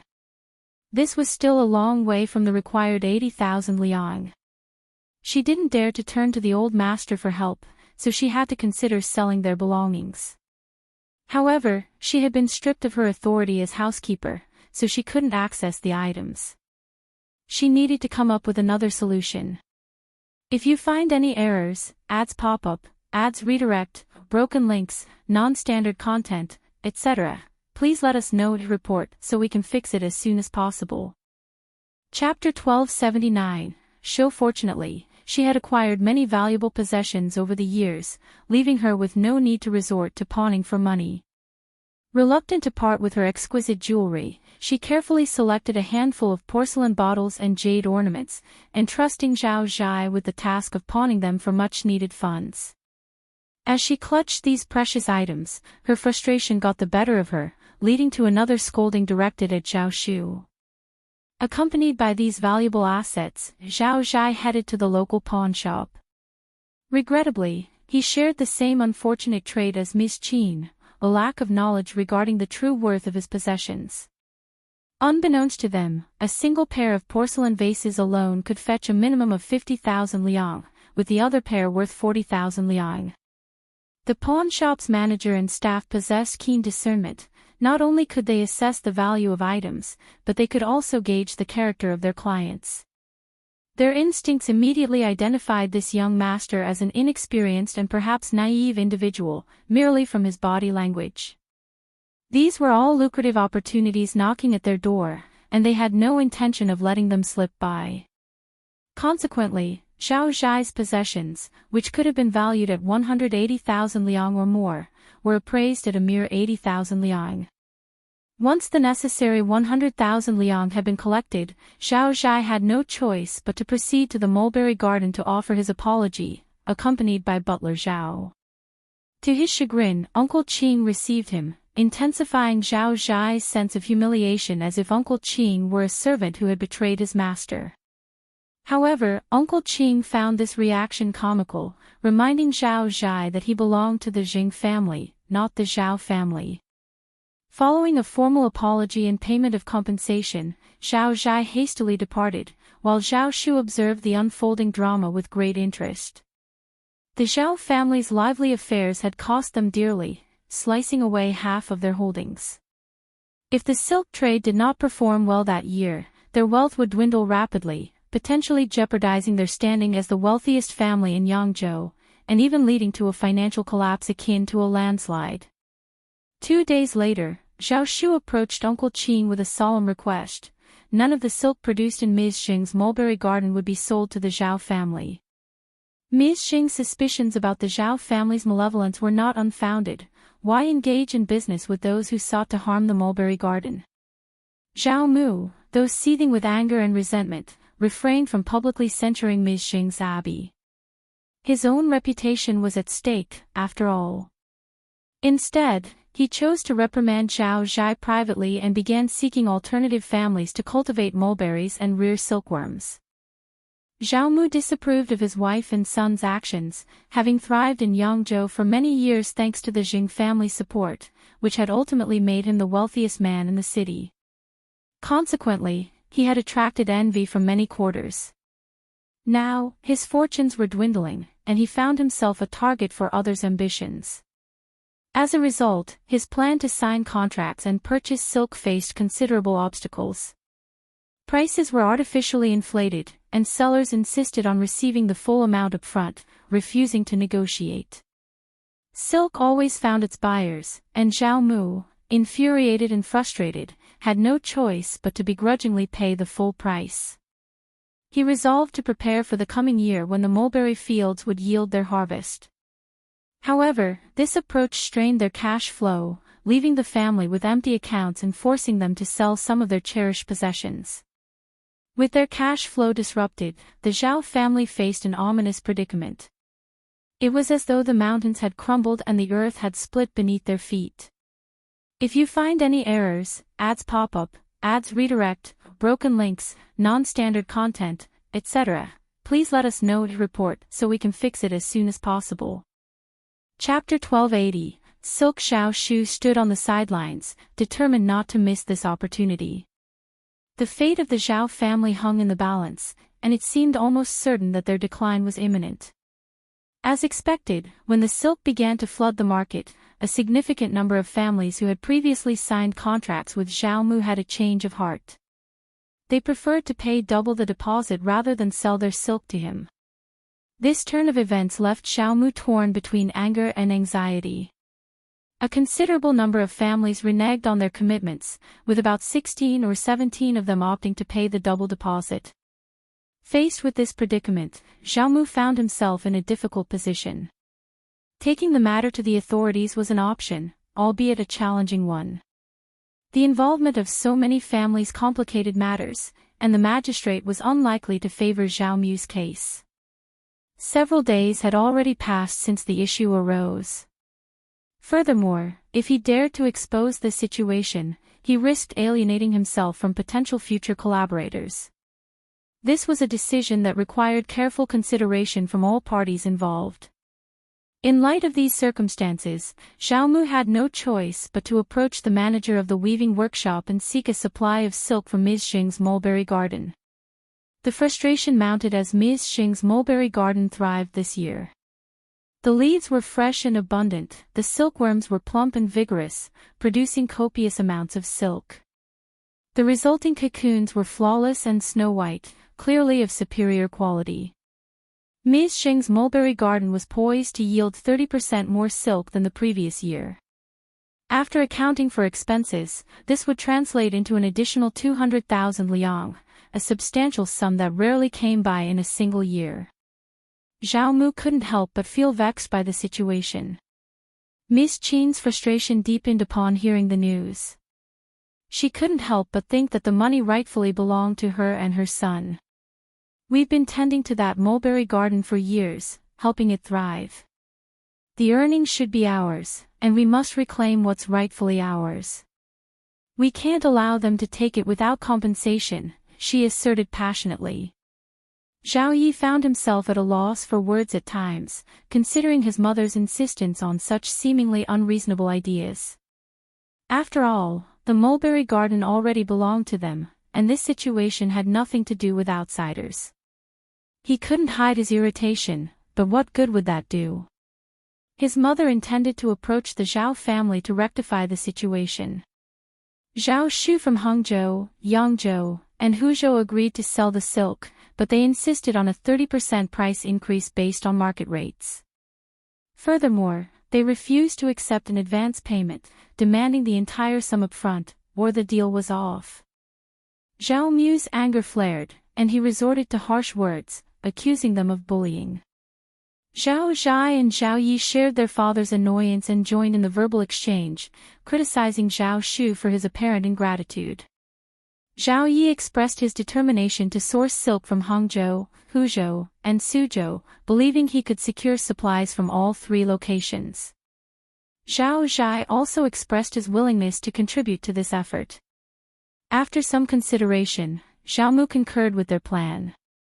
They sold more assets, giving each son 100,000 liang to purchase silk from Su and Hu states. While Zhao Mu remained in Yangzhou to oversee the workshop, he needed to repurchase silk from the silkworm store promptly to keep production running smoothly. The urgency of the situation was clear, they had to act swiftly, or the silk supply would fall short, jeopardizing their ability to fulfill last year's orders. Failure to deliver on those orders would spell disaster for the Zhao family. Chapter 1281, Unthinkable. The workshop descended into chaos due to the severe lack of labor. Reassembling the workforce once they dispersed would prove to be a formidable challenge. Zhao Zhai and Zhao Yi faced substantial obstacles during their procurement efforts. The Su and Hu states were plagued by significant negative karma, and their annual demand for locally produced silk made it nearly impossible to sell any to outsiders. When foreign merchants arrived seeking to purchase a substantial quantity like 100,000 liang, equivalent to 125,000 kilograms, it left everyone perplexed. How on earth could they afford such an enormous amount? Their purchases of less than 5,000 kilograms immediately drew the ire of prominent local business figures entrenched in the negative karma industry. Furious at what they perceived as young Master Zhao's interference in the local market, they united to expel the newcomers. Zhao Yi displayed astute judgment. He offered some conciliatory words and left Suzhou with his modest 4,000 kilograms of silk. It was abundantly clear to him that lingering longer would not yield any further purchases. Local businessmen had made it explicitly clear that even if he stayed, he wouldn't be able to secure any additional silk. Silkworm households would not risk alienating the locals by selling to outsiders. Being able to safely transport 500 grams of silk back was already a minor victory in itself. In his mind, Zhao Yi was oversimplifying the entire ordeal. Their situation was dire, and there was no going back. In the Hu state, Zhao Zhai encountered a similar predicament. While he managed to acquire a larger quantity of silk than his counterpart, he too was eventually forced to leave after buying nearly 10,000 kilograms. Yet, Zhao Zhai's stubborn temperament meant he wouldn't accept being chased away so easily. If Ms.Qin had encountered a similar situation, she would have shared the same perspective as him, that she was investing in her business, not coercing anyone into buying or selling, and certainly not engaging in theft. So, why was she unable to make any purchases? In the end, during Zhao Zhai's attempt to make a purchase, he encountered troublemakers who assaulted him, concealing their identity with a sack over his head. Despite the ordeal, Zhao Zhai continued to vent his frustration during the 500-meter trek back to the hostel. He refused to back down, exclaiming, "You don't want me to buy. I want to buy. I'm not stealing, I'm openly purchasing. Why can't I make a purchase?" Undeterred, Zhao Zhai instructed his men to persist with their attempts to acquire silk and even suggested raising the price, believing no one would willingly part with their money. However, fate was not on their side. Not only did they fail to secure any silk, but they were also swindled out of over 50,000 liang. In the end, they hastily returned to Hangzhou. Zhao Mu was seething with frustration. While Zhao Yi didn't manage to obtain a significant amount of silk, he had expected as much. Buying such a substantial quantity of silk was no easy feat. The southern silk industry was highly developed, and silk remained in high demand across every city. Typically, there was only enough for local silk producers, making large-scale purchases a rarity. However, Zhao Zhai suffered a massive loss, losing more than 50,000 liang, despite acquiring over 5,000 kilograms of silk. This was a significant setback. Due to the scarcity of silk, the workshop would be forced to shut down within a matter of days. Consequently, they would either have to pay the workers without any production or resort to layoffs. The situation would only worsen if they couldn't meet their delivery deadlines. The Zhao family faced the impending loss of everything they had worked for. Under these dire circumstances, Zhao Mu had no choice but to visit Ms.Qin's mulberry garden. Chapter 1282, Bowing. Zhao Mu's anxiety intensified as he observed the workers busily moving goods in and out. He had no desire to engage in conversation with Uncle Qing, so he expressed his intention to meet Zhao Shu instead. Witnessing Zhao Mu clenching his teeth, Uncle Qing couldn't help but sneer inwardly, harboring a deep sense of disdain. Old Master Zhao had neglected his paternal responsibilities during his time as a father, so when he now sought assistance, he seemed unsure of how to proceed. Why did his young master wish to meet him? Who did he believe himself to be? Uncle Qing's arrogant attitude infuriated Zhao Mu, leaving him feeling utterly helpless.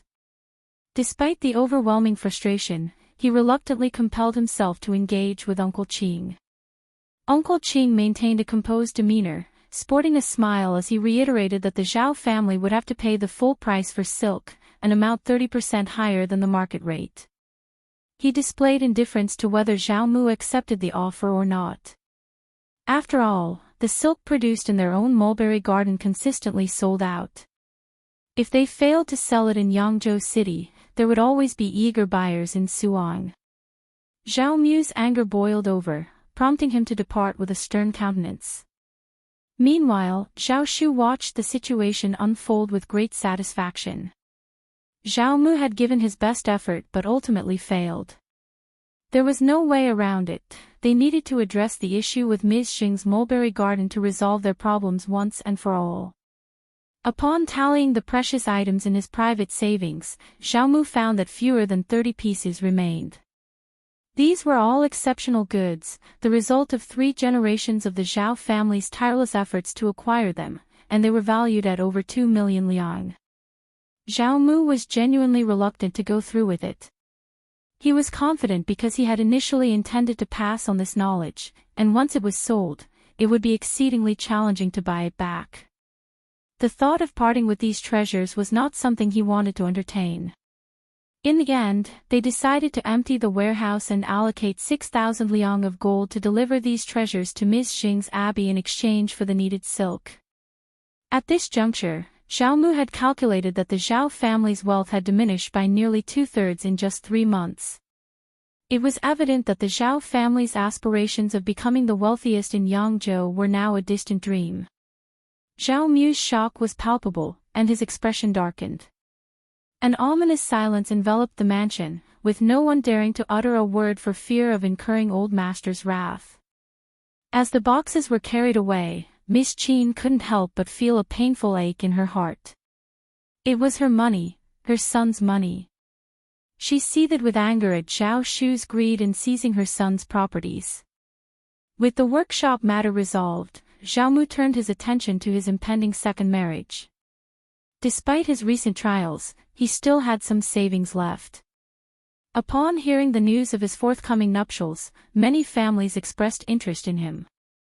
Ms.Qin, overwhelmed by her concerns about money and property, had neglected this aspect. However, she realized that she couldn't intervene anymore. Her two sons were grown adults with their own families. If the new daughter-in-law wasn't capable, she might not gain a foothold in the family. Therefore, Zhao Mu decided to marry a capable woman. His new wife was 18 years old and managed to tie the knot before the 15th of August. She adeptly established her authority with her two sisters-in-law, recognizing Ms.Qin's long-standing service and the fact that she had two grown-up sons, giving them due respect. However, as the mother-in-law, she insisted on setting rules for her daughter-in-law. Ms.Qin felt as though she had been slapped in the face, seething with annoyance at this turn of events. If you find any errors, ads pop up, ads redirect, broken links, non-standard content, etc., please let us know to report so we can fix it as soon as possible. Chapter 1283. In the foot, Zhao Zhai and Zhao Yi were growing increasingly frustrated with the situation. Ms.Qin's pitiful crying had become a common occurrence. However, the one responsible for these complaints was no longer Ms.Qin, it was the new madam, who proved to be even more adept at it. What made matters worse was that she was younger than Ms.Qin, making her appear even more endearing when she wept. Zhao Mu was well aware of Ms.Qin's intentions. As a result, his treatment of her had changed, and he was now favoring his new daughter-in-law. He believed that Ms.Qin, along with her two sons, were scheming to disgrace the new madam and undermine her position. With Zhao Mu's support, the new madam grew even more self-assured. She seized the opportunity to assert her dominance over Ms.Qin by claiming half of the nonchalant, casual, and indifferent furnishings from the storeroom. Apart from her monthly allowance, Ms.Qin was left with nothing. Ms.Qin's loyal aides were systematically removed from their positions. Ms.Qin found this situation intolerable. She had a few tricks up her sleeve, having served the Zhao family for many years. This ignited a fierce battle between her and Madame Zhao. As the conflict escalated to involve their respective sons and daughter-in-law, the Zhao mansion plunged further into chaos. Ms.Qin found herself at a loss for what to do. She resorted to devious and shameless tactics. When Madame Zhao's brother assumed the role of manager at the Zhao family, Ms.Qin feared that her own assets would be threatened by an outsider. Desperate to prove his incompetence, she even attempted to bribe someone to set fire to her brother's warehouse. Her plan backfired disastrously as the fire spiraled out of control, consuming several silk storage warehouses and half of the weaving workshop. Zhao Mu was on the brink of collapse. Word quickly spread throughout the town, heralding the imminent downfall of the Zhao family. The absence of silk threatened to inflict substantial financial losses upon them, jeopardizing their ability to fulfill their contractual obligations. Consequently, they found themselves compelled to offer compensation. With half of the workshop reduced to ruins, silk production ground to a halt. Fortunately, the incident occurred during the night when the workshop was empty, sparing any potential casualties. Ms.Qin was equally stunned, her limbs turning ice-cold as she remained motionless in her room. How had it come to this? She had merely sought to start a fire, never imagining that it would result in such extensive destruction. Zhao Mu awoke and promptly reported the incident to the authorities. Initially suspecting Zhao Shuking's uncles as the culprits, he vowed to hold Zhao Shu accountable. However, as investigations progressed, they apprehended the arsonist, leading them to Ms.Qin and her associates. Ms.Qin, inexperienced in such matters, succumbed to the pressure and revealed the truth when questioned by the authorities. Unable to deny her involvement, Ms.Qin resorted to tears and complaints. She lamented her extensive contributions to the Zhao family and painted the new madam as the instigator of her troubles. Ms.Qin insisted that the heartlessness of the new madam had driven her to take drastic measures, claiming she had only intended to start a small fire. She even speculated that the new madam might have orchestrated the incident to frame her. Zhao Mu, Zhao Zhai, and Zhao Yi were infuriated, struggling to contain their anger. Though they had long recognized Ms.Qin's deceitful and malicious nature, they had not anticipated the extent to which she would go. As the truth emerged, the Zhao family prepared to offer full compensation. Zhao Shu, exasperated by the situation, decided to purchase the Zhao family's workshop, mansion, 6 stores, and 5,000 acres of prime land. His substantial wealth rendered financial concerns obsolete. Zhao Mu, disheartened and lacking the means to mount a comeback, lost the will to persevere. If you find any errors, ads pop up, ads redirect, broken links, non-standard content, etc., please let us know to report so we can fix it as soon as possible. Chapter 1284, Investigation. They could no longer remain in Hangzhou. It had become nothing more than a jest. After liquidating all their assets, the entire family relocated to Changshu. There, they purchased over 1,000 mu of fertile land, erected a moderately sized home, and assumed the mantle of rural landlords. While they could lead a comfortable existence, it still paled in comparison to the modest country folk. However, for Zhao Mu and the Zhao family, the transition from being the wealthiest residents of the renowned Jiangnan city to the most affluent figures in the countryside was a significant transformation, known only to them. The Zhao family maintained a discreet departure from Yangzhou, yet news of their move reached Zhao Shu's ears. Zhao Shu awaited them approximately 20 miles outside the city limits. The Zhao family's countenances shifted as they were intercepted. Ms.Qin seethed with anger and sorrow. She had been left with nothing, as all her son's wealth had been stripped away by Zhao Shu. Even her standing before the old master had been reduced. She now wore plain attire, devoid of the splendid ornaments that once adorned her tresses. 2 unadorned silver hairpins were the only remnants of her former finery. Her makeup had lost its former elegance, and her complexion appeared lackluster and ashen. She appeared to have aged a decade in an instant. Though her heart brimmed with sadness and fury, she dared not voice her grievances openly. The old master berated her, contending that if she hadn't borne 2 sons, she would have been expelled. This filled her with profound sadness. She had never anticipated that, after only a few years of opulence, she would be relegated to obscurity. Upon sighting Zhao Shu, she let out a sharp cry. "What brings you here?" Zhao Mu's eyes gleamed.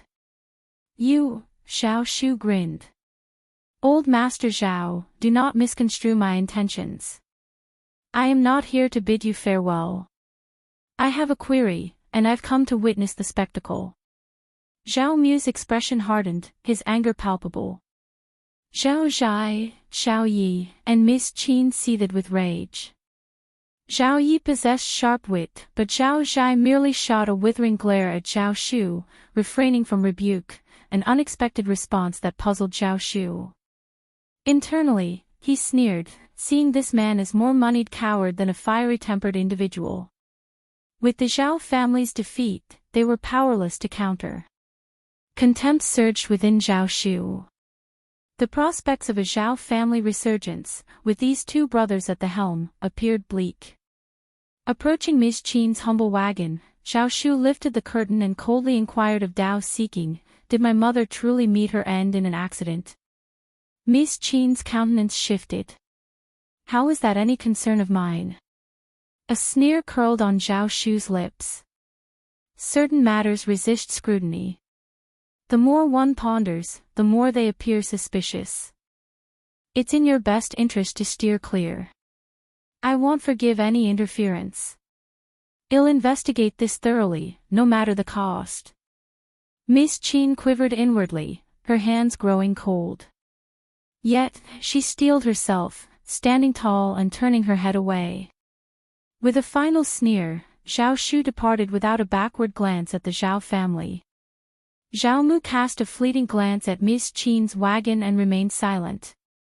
Zhao Zhai and Zhao Yi also overheard Zhao Shu's words. Zhao Zhai cursed under his breath, deeming Zhao Shu's suspicions excessive. How could his mother muster the audacity for such a deed? Meanwhile, Zhao Yi harbored deep concerns. Chapter 1285. Back to Shaoding village. He was cunning, but he possessed a clear sense of purpose.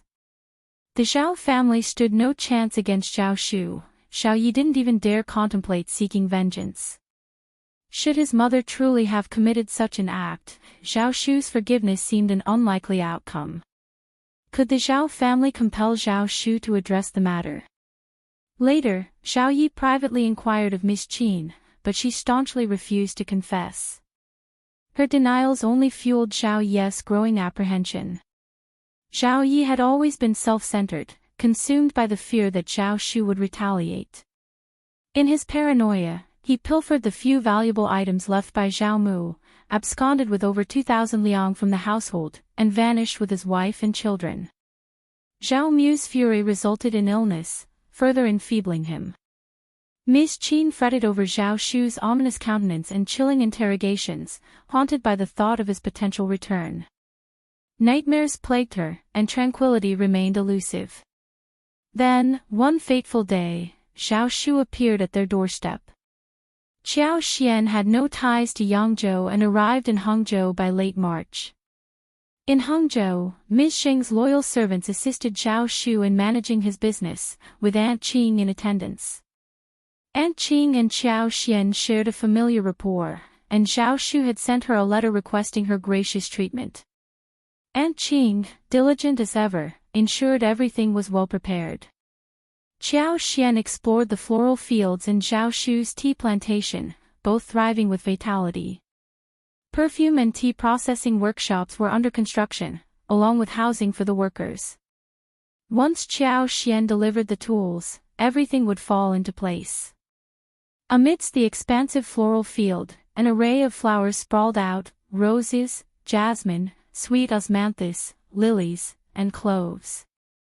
Each section was meticulously arranged, with extensive plantings of vanilla for various supplementary purposes. Zhao Shu had sourced these seedlings from a reliable place. They exhibited strength and well-balanced growth, all of exceptional quality. Their tender, green leaves held a captivating allure. In a few months' time, lilies, Chinese roses, jasmines, and roses would burst into full bloom. Sweet osmanthus trees abounded in Hangzhou, guaranteeing a ready supply of this fragrant blossom. Perfume production could commence in the latter half of the year. Initial output might be modest, but it offered the workers an excellent opportunity to hone their skills. Qiao Xian, after a thorough inspection, used her unique abilities to aid in the plant's growth, departing with a sense of satisfaction. Aunt Qing held a private admiration for Madame Xiao's unassuming diligence. Rather than merely putting on a show, she had ventured 500 meters to inspect the progress. Madame Xiao's humility was evident; she did not need to engage in such hands-on efforts. Her grounded nature was truly commendable.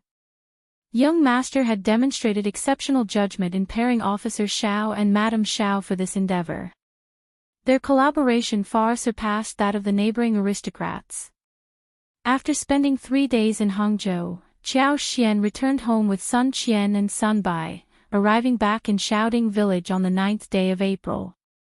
The first section of the Zhao family's household welcomed their return with great joy. Everything was progressing smoothly at home, and the entire village seemed to be thriving. Schools were already in session, with the sound of books filling the air, adding vibrancy to the community. The Zhao family's first section's business was expanding rapidly. Although they had acquired a few servants, they mainly hired villagers to work. The tea and floral fields required year-round attention, ensuring a continuous demand for labor. Chapter 1286, Displeased. Qiao Xian earning 25 to 35 won per day was considered a substantial income for the villagers. Even if two family members didn't work every day, they could still accumulate a significant amount of money by the end of the month. This increased income brought about changes in their lives, affecting their food, clothing, accommodation, and transportation. Some savvy individuals managed to save up capital and borrowed additional funds to start small businesses in town, while others purchased land to develop. As a result, every household enjoyed a much higher quality of life than before. They expressed their deep gratitude to the first section of the Qiao family for their transformative influence. Some even speculated that the Qiao family had amassed such wealth that they couldn't possibly spend it all, even refusing salary increases. Ms.Qin paid no heed to these rumors, especially when she learned of someone trying to emulate her success. She believed that if others wished to follow suit, they should do it competently or hire skilled individuals from the village. That would surely make the villagers envious. Ms.Qin didn't bother discussing these minor matters with Qiao Xian. Given his rare presence at home, she cherished their time together. Although she missed her son, Xiao, Ms.Qin decided not to visit the bustling capital at this time. Instead, she planned to wait until the following year. Young Xiaoni was just 2 months into her pregnancy, and as a mother-in-law, she didn't want to leave home during this critical time. Her presence was necessary to oversee and manage the household affairs, which could be quite challenging. Upon hearing the news of young Xiaoni's pregnancy, Qiao Xian congratulated her with a smile and even gifted her a generous red envelope. Young Xiaoni happily requested a piece of Xiao Yunduan's calligraphy and painting to hang in her room, intending to read it daily to impart some of fifth uncle's artistic talents to her child. Qiao Xian found herself caught between amusement and melancholy when she located Xiao Yunduan's fan for young Xiaoni, who was overjoyed by the gesture. Ms. Su couldn't help but regret not thinking of this when she was pregnant herself. She marveled at her third sister-in-law's knack for stirring up excitement. As a result, she requested some fans from Qiao Xian to adorn her son's room, with a particular focus on Zhenyan, who was attending school and could surely benefit from imbibing some of fifth uncle's talent. Qiao Xian shared the same sentiment, realizing the value of these items. However, Xiao Yunduan wasn't keen on parting with his other works so easily. After an extensive search, he eventually handed over a fan and a copy of the Analects. Ms. Su expressed her gratitude and carried these items away with great care, treating them as precious treasures. Qiao Xian couldn't help but wonder if she should request her husband to create more fans when they returned to the capital, considering their potential usefulness one day. What Qiao Xian didn't anticipate was Xiao Lulang approaching her, asking for Xiao Yunduan's revision materials and articles before the examination. Qiao Xian didn't mind helping out, but Xiao Lulang's tone and demeanor left her feeling uncomfortable, as if he were attempting to swallow his pride. It irked Xiao Xian. Eldest uncle appeared quite hopeful. "Miss Qiao, please find something for Lulang to assist him. It would be an honor for the Qiao family if Lulang succeeds, and the two brothers could support each other." This only intensified Qiao Xian's discomfort. She couldn't even muster a feigned smile in response. Chapter 1287, All Helping Each Other. Her father-in-law was still so naive. Ms.Qin remarked. Yunduan's belongings might have been taken to the capital. We can search for what we're missing, but let's not discuss it too openly. Qiao Xian smiled. Mom, you're absolutely right. Sixth cousin, you can head home now. I need to conduct a thorough search, and finding those items won't be a quick task. My husband has his own confidential matters, and even I can't interfere with them. I mustn't mishandle anything. Xiao Lulang, who had been suppressing his anger, could hardly contain himself after hearing Qiao Xian's words. With a displeased expression, he quipped, "Thank you, fifth cousin-in-law." Then, he departed. In private, Ms.Qin voiced her concerns to Qiao Xian. Lulang's behavior is becoming increasingly strange. Sometimes, I catch him eyeing our family as if we were adversaries. It's quite unsettling. I'm irritated by it. He's not as capable as Yunduan, and he failed to advance to the next level.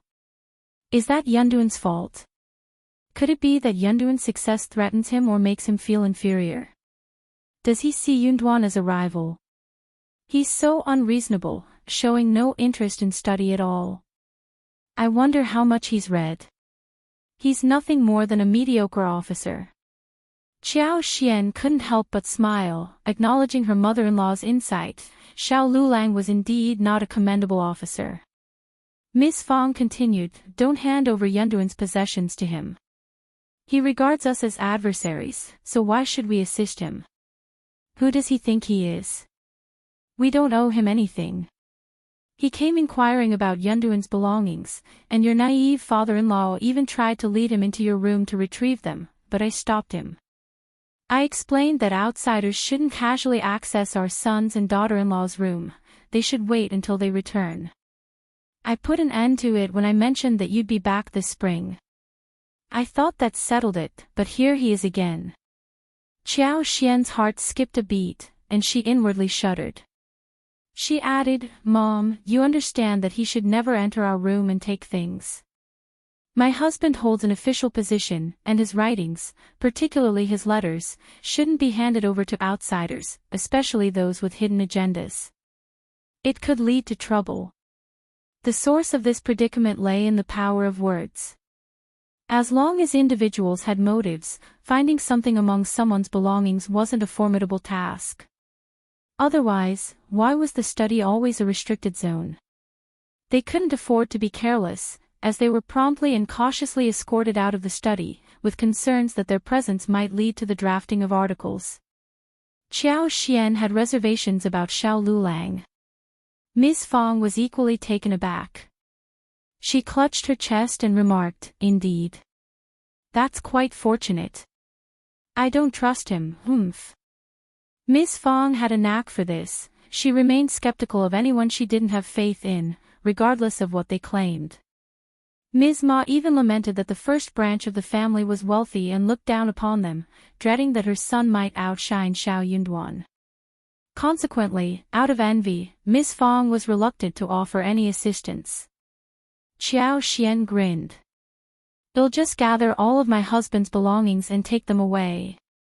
Ms. Fong concurred. That sounds like an excellent plan. Chapter 1288. Back to the capital they systematically organized and stowed away all the belongings, a task that proved to be remarkably convenient. Xiao Yunduan refrained from inquiring about these affairs. His only concern was that she had safely stored them for easy retrieval when necessary. A full day was dedicated to the meticulous organization of Xiao Yunduan's possessions into sturdy boxes, with Qiao, Li Xia, and Li Qiao overseeing the task. Xiao Lulang understood the need for respect in this matter. Xiao Yunduan's reputation had to be upheld. Qiao selected a few pieces, no more than 3 or 4, for transcription. Tao Tao, Xiao Zhenyan, Sun Qian, and Sun Baiqi ventured into the field to reproduce them. Qiao had no intention of providing Xiao Lulang with Xiao Yunduan's original work. This was all part of being well prepared. Regarding the quality of the transcriptions, Qiao's primary concern was legibility. Aesthetics and neatness took a back seat. Xiao Lulang's countenance darkened upon receiving his portion. Qiao maintained a gentle smile. Many of my husband's belongings have been transported to the capital. I've conducted a thorough search, and this is all I could find. Should you require anything else, please, cousin, feel free to convey your needs to him directly when he returns. Internally, Xiao Lulang sneered. He had plans to sit for the autumn examination next July and, if successful as a recommended candidate, the spring examination the following year. Xiao Yunduan wouldn't be returning to the capital during these 2 years. Qiao was merely preserving appearances. However, he couldn't fault Qiao for her actions. After all, she hailed from a Daoist family and couldn't possibly be knowledgeable about her husband's scholarly pursuits. It was ignorance on her part. Taking the items, Xiao Lulang put on a false smile. I'm deeply grateful, cousin and sister-in-law. I'll certainly remember your kindness. Qiao Xian felt a tinge of irritation. She wondered if he held some resentment towards her. Nonetheless, she smiled, trying to maintain harmony. You're too kind, cousin. A sinister smile crept across Xiao Lulang's face. Qiao Xian paid no heed to it. Neither she nor Xiao Yunduan feared the Tian family, the fourth prince, or Xiao Lulang. Qiao Xian lingered until the Dragon Boat Festival had come and gone. She completed all her tasks, leaving her with a sense of assurance. She didn't plan to return for the latter part of the year. Instead, she intended to revisit Jiangnan and return home next year. After departing from home, they spent an additional 3 days at the Yuezhing family in the province before making their way to the capital. By the time they arrived back in the capital, it was already late May. What Qiao Xian hadn't anticipated was Xiao Yunduan receiving news of their return and taking a day off to meet her at a tea-house pavilion over 500 meters away from town. Qiao Xian felt both surprised and delighted. In the wagon, the two of them couldn't resist hugging and kissing each other. Their time apart had made their reunion feel incredibly sweet, and they couldn't get enough of each other's affection. As the kiss ended, Qiao Xian turned soft, her breath quickening in Xiao Yunduan's arms. Her red, swollen lips, glistening eyes, and rosy cheeks made her appear irresistibly charming. Her languid, captivating demeanor prompted Xiao Yunduan to kiss her once more. The wagon continued its steady journey along the broad, flat road. Nestled in Xiao Yunduan's embrace, Qiao Xian beamed. Darling, what brings you here to meet me? Xiao Yunduan's long fingers caressed her hair, and he chuckled. I missed seeing you the last time you were here, so I took this opportunity to make amends. But most importantly, I missed you. If you find any errors, ads pop up, ads redirect, broken links, non-standard content, etc., please let us know to report so we can fix it as soon as possible. Chapter 1289, Reunion. Qiao Xian flushed and felt so sweet inside her heart. She said shyly, Me too, what is it? The two of them exchanged a look and smiled. Qiao Xian chuckled as she buried her head in Xiao Yunduan's chest, complaining a little with her sweet voice. The two of them spent a lot of time together, and time passed very fast. They seemed to arrive at the house in the blink of an eye. Qiao Xian adjusted her clothes and hair, putting on a dignified look. Xiao Yunduan chuckled and took hold of her hands. We are home, let's get inside. Qiao Xian smiled and got off the wagon with him. Back at home in the capital, Sun Qian and Sun Bai bade them farewell and returned to the East Palace with their men. Qiao Xian said to Xiao Yunduan with a regretful smile. Sun Bai and Sun Qian are trained by the East Palace. They are capable, reliable and dutiful. How rare. The Crown Prince was one of the most influential people in the imperial family, and there were many aspects that no one could compare to. Ordinary families would not be able to train people like Sun Bai and Sun Qian unless they were lucky. Xiao Yunduan put his arms around her and smiled. It seems that they have saved you a lot of trouble. Crown Prince has many people who can be of use to you, and it doesn't matter if they are away from the Crown Prince. If there is a chance, I will ask Crown Prince to let them work for us in the future, okay? They were working for the Crown Prince anyway. Qiao Xian's eyes sparkled. Is that really okay? Will Crown Prince be displeased? Xiao Yunduan said, No. Qiao Xian was very happy. That is great, but you don't have to force yourself. It was not worth it to offend the Crown Prince. Xiao Yunduan smiled warmly and said, No need to worry. During his service to the Crown Prince, Xiao Yunduan had never made any mistakes. Now, in the East Palace, he held a position that commanded respect from all. Perhaps it was due to Minister Old Yun's influence that the Crown Prince held him in such high regard. All he required were 2 loyal individuals to assist him, and the crown prince would not be concerned. However, Xiao Yunduan preferred not to dwell on this topic. They were back home now, and it was time to focus on their reunion. He changed the subject, gazing affectionately at Qiao Xian. His arms wrapped around her, and he leaned in to whisper softly, "My love." Qiao Xian's heart skipped a beat as she felt a tingling sensation spread throughout her body. She playfully nuzzled against him, her arms around his neck, and kissed him passionately. Xiao Yunduan eagerly reciprocated. His anticipation and desire grew with each passing moment. The room's temperature rose, enveloping them in an atmosphere of passion and intimacy. Unbeknownst to them, Li Xia, who had been about to enter the room with tea, paused outside the door. Her cheeks flushed, and she discreetly withdrew. Xiao Yunduan only had 1 day off, with government office duties awaiting him the next day. Qiao Xian luxuriated in her late morning slumber, feeling completely at ease and lazy in the comfort of their home. She had no intention of leaving her bed. The previous evening, they had only emerged from their bath and enjoyed a late dinner when darkness had already fallen. Afterward, they had slept for hours, leaving them feeling delightfully languid and unwilling to stir from their intimate cocoon. But she couldn't help but feel a deep sense of contentment and fulfillment. Her cheeks flushed as she recalled the events of the previous night, her heart swelling with sweet memories. Qiao Xian finally rose from her slumber at lunchtime.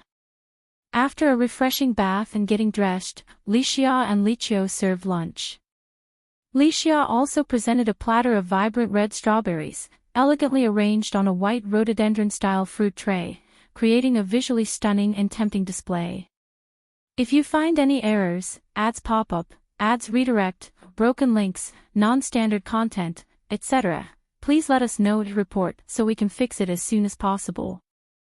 Chapter 1290. Too many strawberries. Xiao Xian was pleasantly surprised, her eyes lighting up at the sight of the strawberries. "Oh, strawberries. Are these from our 20-mu garden?" Li Xia smiled warmly in response. "Old master instructed Songshe to pick them. He mentioned they ripened a while ago. However, just before you returned, he had Songshe share some with our neighbors. Old master believed you would enjoy them, so he had Songshe gather a few." Qiao Xian grinned in delight. "They're delicious, and I love them. Are there any left? You should wash them and have some too. Strawberries don't keep well and can go bad overnight." Thanks to her remarkable gardening skills, these strawberries thrived exceptionally.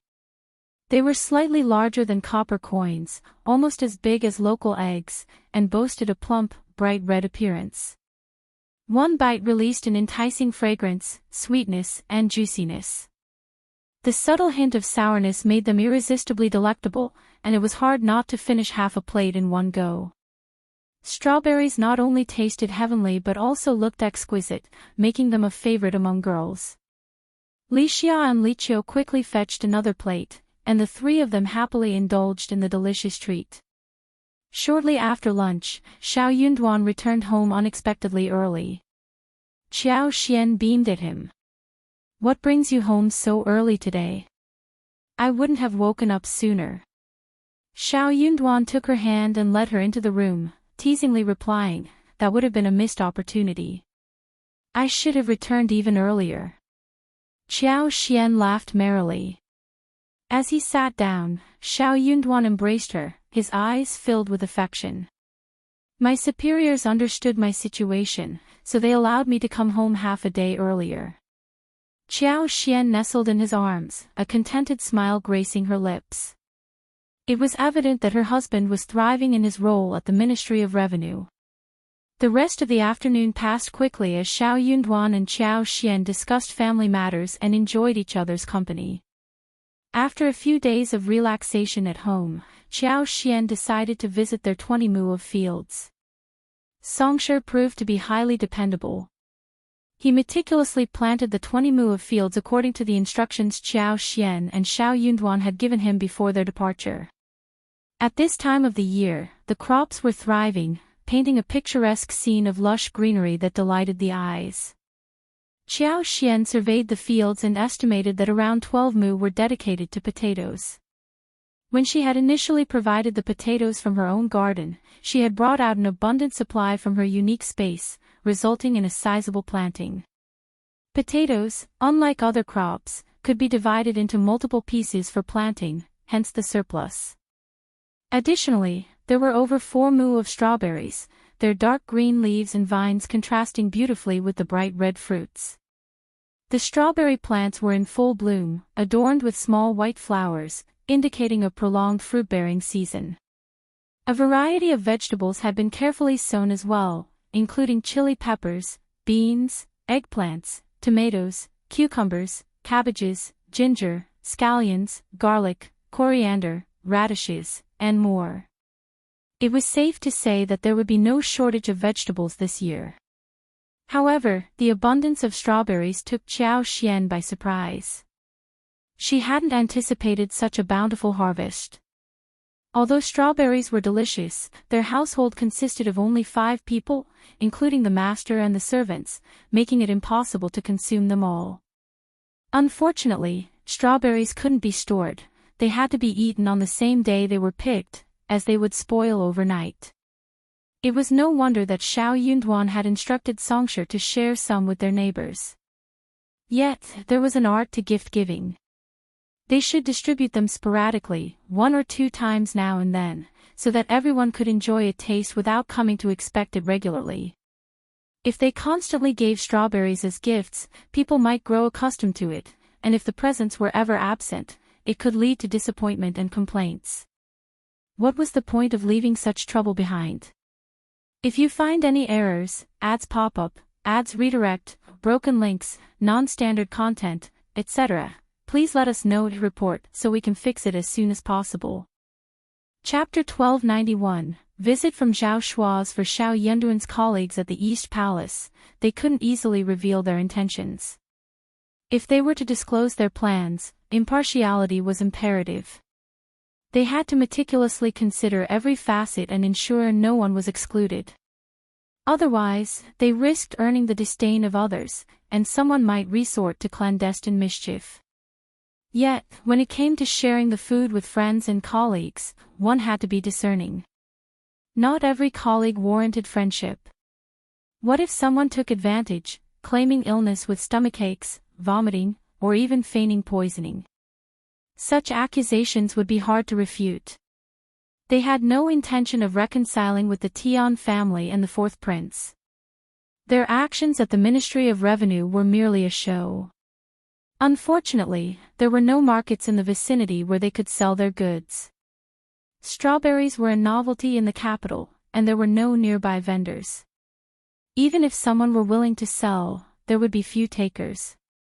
Qiao was stumped for ideas. She shared her predicament with Li Xia and Li Qiao, saying, "Let's harvest them all and make strawberry jam at home. Pick the ripe ones."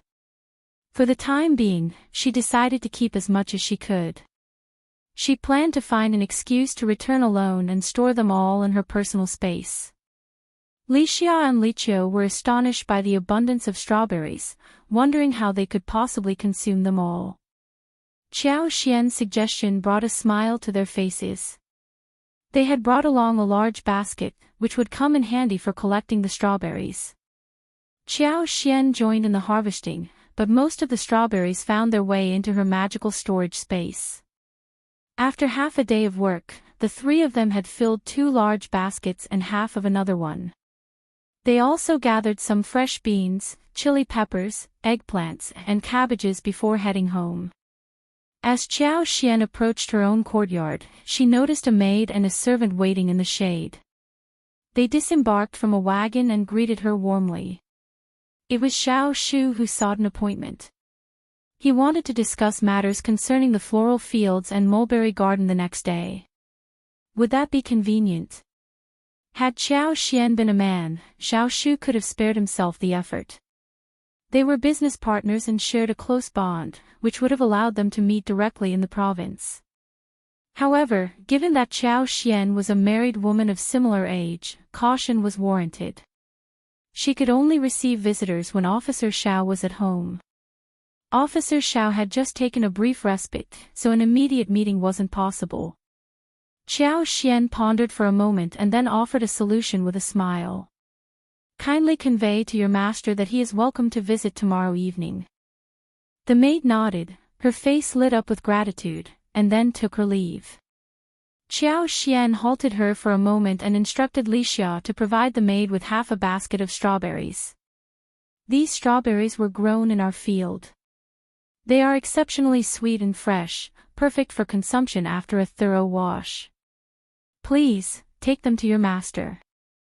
The maid expressed her gratitude, saying, "I thank Madame Qiao on behalf of master." With a smile, Qiao Xian watched them depart. Upon returning home, after a hearty lunch, the three of them indulged in some plump and vibrant strawberries, washing the remaining ones to craft a batch of strawberry jam. The delectable aroma wafted through the air, enticing the senses. They managed to produce 2 jars of strawberry jam, one in a porcelain jar and the other in a glass container, utilizing the contents of half a basket of strawberries. Qiao Xian tasted a spoonful of it, finding it to be delightfully soft and sweet, perfect for pastry fillings. It seemed that they had nothing to worry about. Even if the strawberries couldn't be sold, they would undoubtedly prove useful. In the evening, when Xiao Yunduan returned, Qiao Xian informed him about Zhao Shu's scheduled visit the following day. Xiao Yunduan grinned, saying, "I'll return early tomorrow. Zhao Shu must have been keeping an eye on us and waiting patiently for a while. If you find any errors, ads pop up, ads redirect, broken links, non-standard content, etc., please let us know to report so we can fix it as soon as possible." Chapter 1292. Prophet Zhao Xian's surprise was evident, and a smile graced her lips. Zhao Shu undoubtedly intended to discuss the events in the south with her. Being aware that he had just returned, he didn't want to rush into disturbing her husband. Instead, he instructed someone to convey his message. Whether it was part of his own strategy or a gentle nudge from Uncle Qin, Zhao Shu's willingness to engage in this conversation demonstrated his admirable character. Qiao Xian considered herself fortunate. Both the Yuezhing family and Zhao Shu were exceptional allies. The following afternoon, Qiao Xian commenced dinner preparations a half-hour earlier than her usual routine. They had arranged to dine with Xiao Yunduan and were anticipating Zhao Shu's arrival. Given the modest size of their family and the somewhat distant nature of Zhao Shu's relationship with them, they hadn't extended an invitation for him to dine at their home. Zhao Shu, understanding the protocol, arrived as the sun began its descent, making sure not to disrupt their meal. In the capital, nighttime curfews were enforced, so Zhao Shu would have to depart within 2 hours. After exchanging pleasantries, they swiftly turned their attention to business matters. Zhao Shu had brought along the account books and shared them with Qiao Xian and Xiao Yunduan. The flower field was thriving, with roses and jasmines blossoming in succession. The lilies had grown to the height of chopsticks, but it would take nearly 2 more months for them to bloom fully. The most commonly cultivated roses were predominantly in bud form, with a few sporadically in bloom. However, it would be next year before there were enough flowers. The perfume workshop was also completed according to the original plan. It had been constructed within the abbey with double layers of concealment to prevent easy detection. Uncle Qing and Aunt Qing had already recruited suitable workers who were in the process of signing contracts. Half of the required assembly workshop tools had already arrived, with the remainder expected shortly. Zhao Shu decided to oversee the final assembly the day after tomorrow, after which they could begin operations. Periodic visits to the mulberry garden in Hangzhou were also on their agenda. Qiao Xian offered some words of encouragement, expressing her confidence in the craftsmanship of the workshop. She knew that creating high-quality goods was the best skill achievable in this era, given the space interface's capabilities. As long as the workers recruited by Uncle Qing and Aunt Qing weren't lacking in intelligence, they would quickly grasp the required skills. Zhao Shu had complete faith in Qiao Xian's assessment. Xiao Yunduan, being an officer in the capital, wouldn't let her have free rein, and that assurance was sufficient for Zhao Shu. Moreover, Qiao Xian and Xiao Yunduan had provided invaluable assistance in helping him break away from the Zhao family and return to the mulberry garden, allowing his mother to divorce him and establish the Zhao family anew. Qiao Xian had already documented all the necessary details for Zhao Shu, and all he needed to do was appoint reliable managers to oversee everything.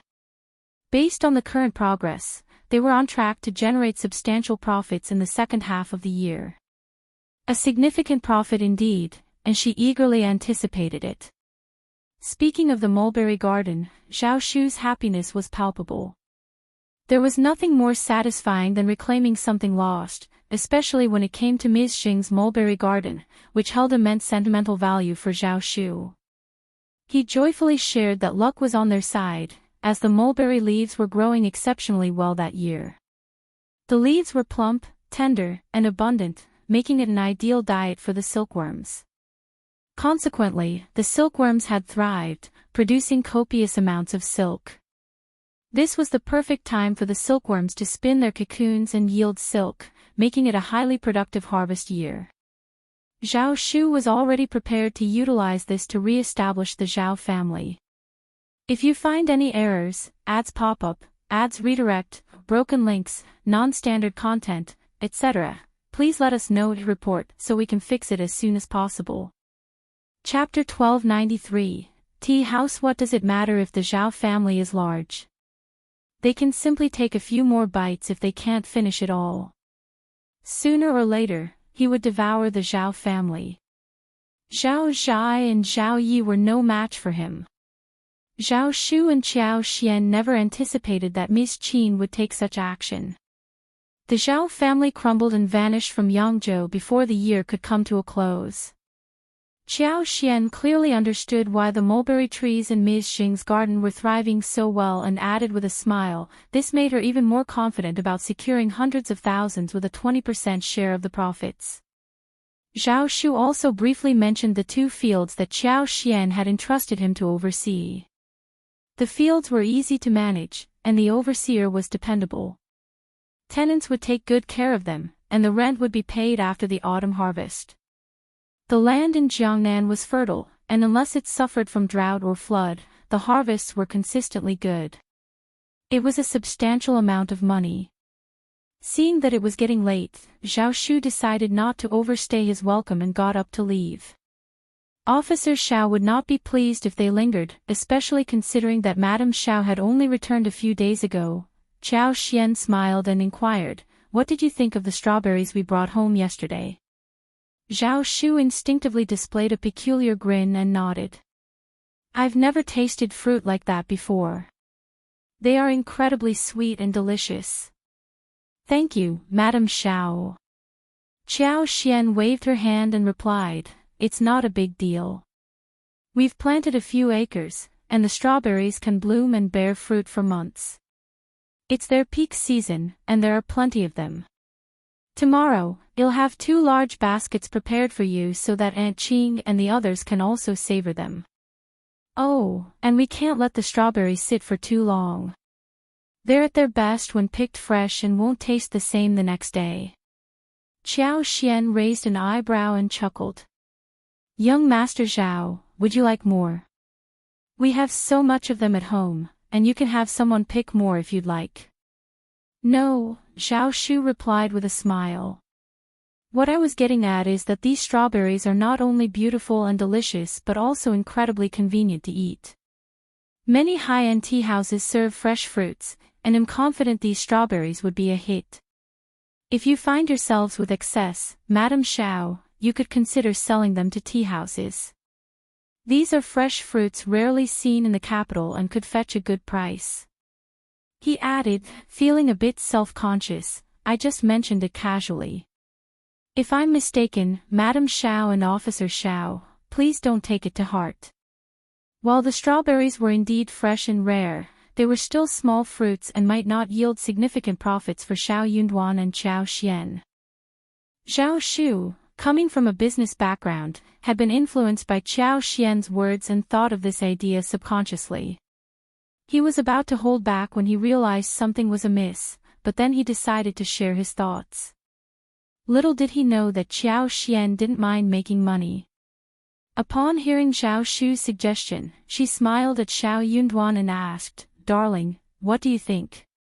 If you find any errors, ads pop up, ads redirect, broken links, non-standard content, etc., please let us know to report so we can fix it as soon as possible."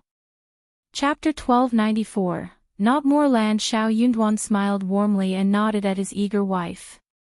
"We can't possibly consume that many strawberries ourselves. It's such a shame to let them go to waste in the fields." Zhao Shu, with a knowing grin, chimed in, "I frequent Jinquan restaurant quite often. What if I speak to the manager tomorrow?" Qiao Xian's eyes lit up with delight. "That's a fantastic idea. Songsher can deliver a basket of strawberries to you tomorrow morning, and you can present them to the manager for his consideration." Zhao Shu readily agreed, and the very next morning, Songsher ventured into the vast 500-meter strawberry field to pick half a basket's worth of strawberries, which she promptly handed over to Zhao Shu. Accompanied by his companions, Zhao Shu made his way to Jinquan restaurant. This establishment was renowned as an upscale tea house located in the heart of the capital. Among its three counterparts in the city, Jinquan restaurant was Zhao Shu's preferred haunt, and his generosity had made him a cherished and distinguished guest there. Engaging the manager was a straightforward affair given Zhao Shu's reputation. After tasting a single strawberry, the manager's eyes gleamed with approval. He readily accepted Zhao Shu's proposal, stating that a single tea house could easily consume 500 to 600 kilograms of strawberries each day. Adding up the demand from all three tea houses, it amounted to almost 100 kilograms daily. They agreed on a price of 2 qian for every 500 grams, with a daily supply of 90 kilograms. This arrangement promised a daily profit of 36 liang, translating to over 1,000 liang each month. With Song's remarkable abilities, the strawberry harvest would continue until November, ensuring a steady supply in the foreseeable future. The potential earnings were staggering, amounting to thousands of liang within a few months. Moreover, as the strawberries continued to grow and could be planted every few days, the yield was only set to increase with time. This was an incredibly significant opportunity. The small plot of strawberry fields held the promise of a luxurious life for both Qiao Xian and Xiao Yunduan within the capital, though they knew the importance of keeping their newfound success a closely guarded secret. They couldn't afford to draw attention from Xiao Yunduan's colleagues, whose reactions would undoubtedly be complex and potentially troublesome. Qiao Xian couldn't help but feel a deep sense of pride in the effectiveness of her superpower. When Xiao Yunduan first learned of their newfound prosperity, he was taken aback. He had always heard about the struggles of life and the difficulty of making money.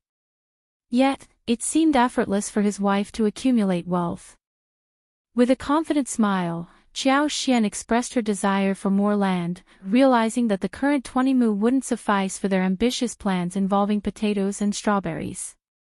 She eagerly encouraged Xiao Yunduan to inquire about available land beyond the town, even if it meant going as far as 70 or 80 miles from the capital.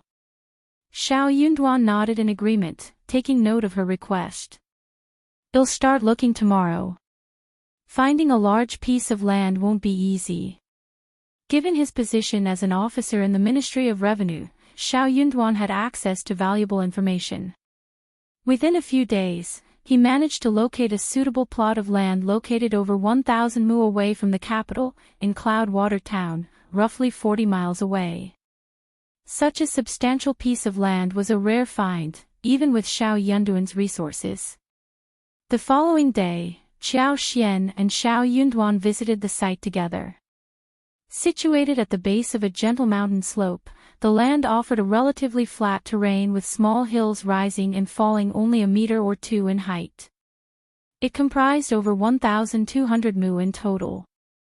According to the owner's calculations, the price was set at 124 liang per mu, totaling nearly 17,000 liang for the entire plot. Chapter 1295. Plan. Xiao Yunduan and Qiao Xian arrived with a substantial sum of money in their possession, enabling them to make an immediate purchase. The capital lay a mere 400 miles away, connected by a well-maintained, spacious road that could be traversed in under 2 hours by wagon. Despite their location being slightly off the official route, it remained within a 10-mile proximity. Their estimated arrival time was 2 hours and 15 minutes. The fields were meticulously maintained and ready for planting, sparing the province the effort of clearing land. Qiao had already devised a plan for the upcoming year, intending to cultivate potatoes, watermelons, and cantaloupes. All 20 mu in the town were designated for strawberry cultivation.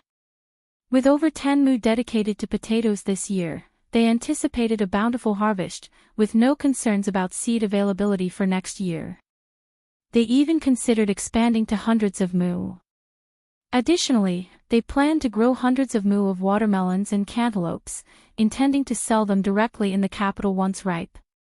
Qiao harbored no doubts about the marketability of their melons after planting. Although the landowner offered to introduce potential tenants, Qiao declined the offer. She opted to recruit tenants herself, along with acquiring additional laborers. One of her plans involved setting aside a portion of land to construct houses for the tenants and servants.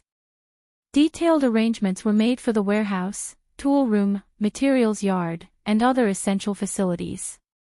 However, she decided not to oversee these tasks personally and delegated full responsibility to Songshi, who had been a loyal and diligent employee for an extended period.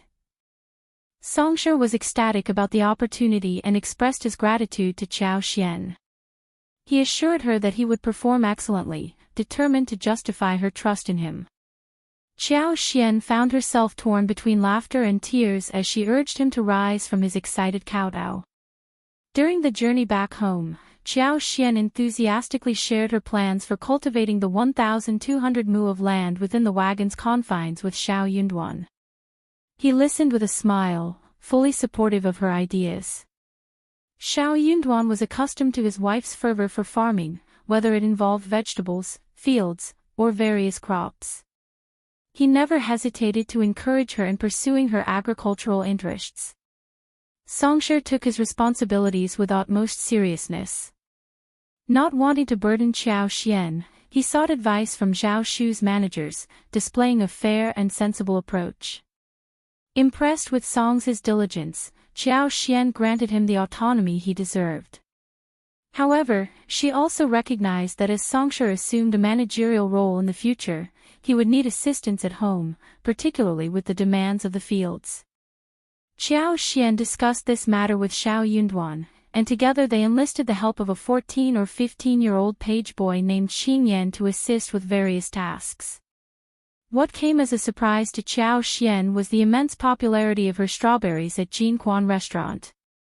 The manager of the restaurant personally approached her, expressing the desire to increase their daily strawberry supply to 150 kilograms, given the high demand. Jinquan restaurant even had a dedicated floor for female patrons, attracting a substantial female clientele. The strawberries proved to be a favorite among these women.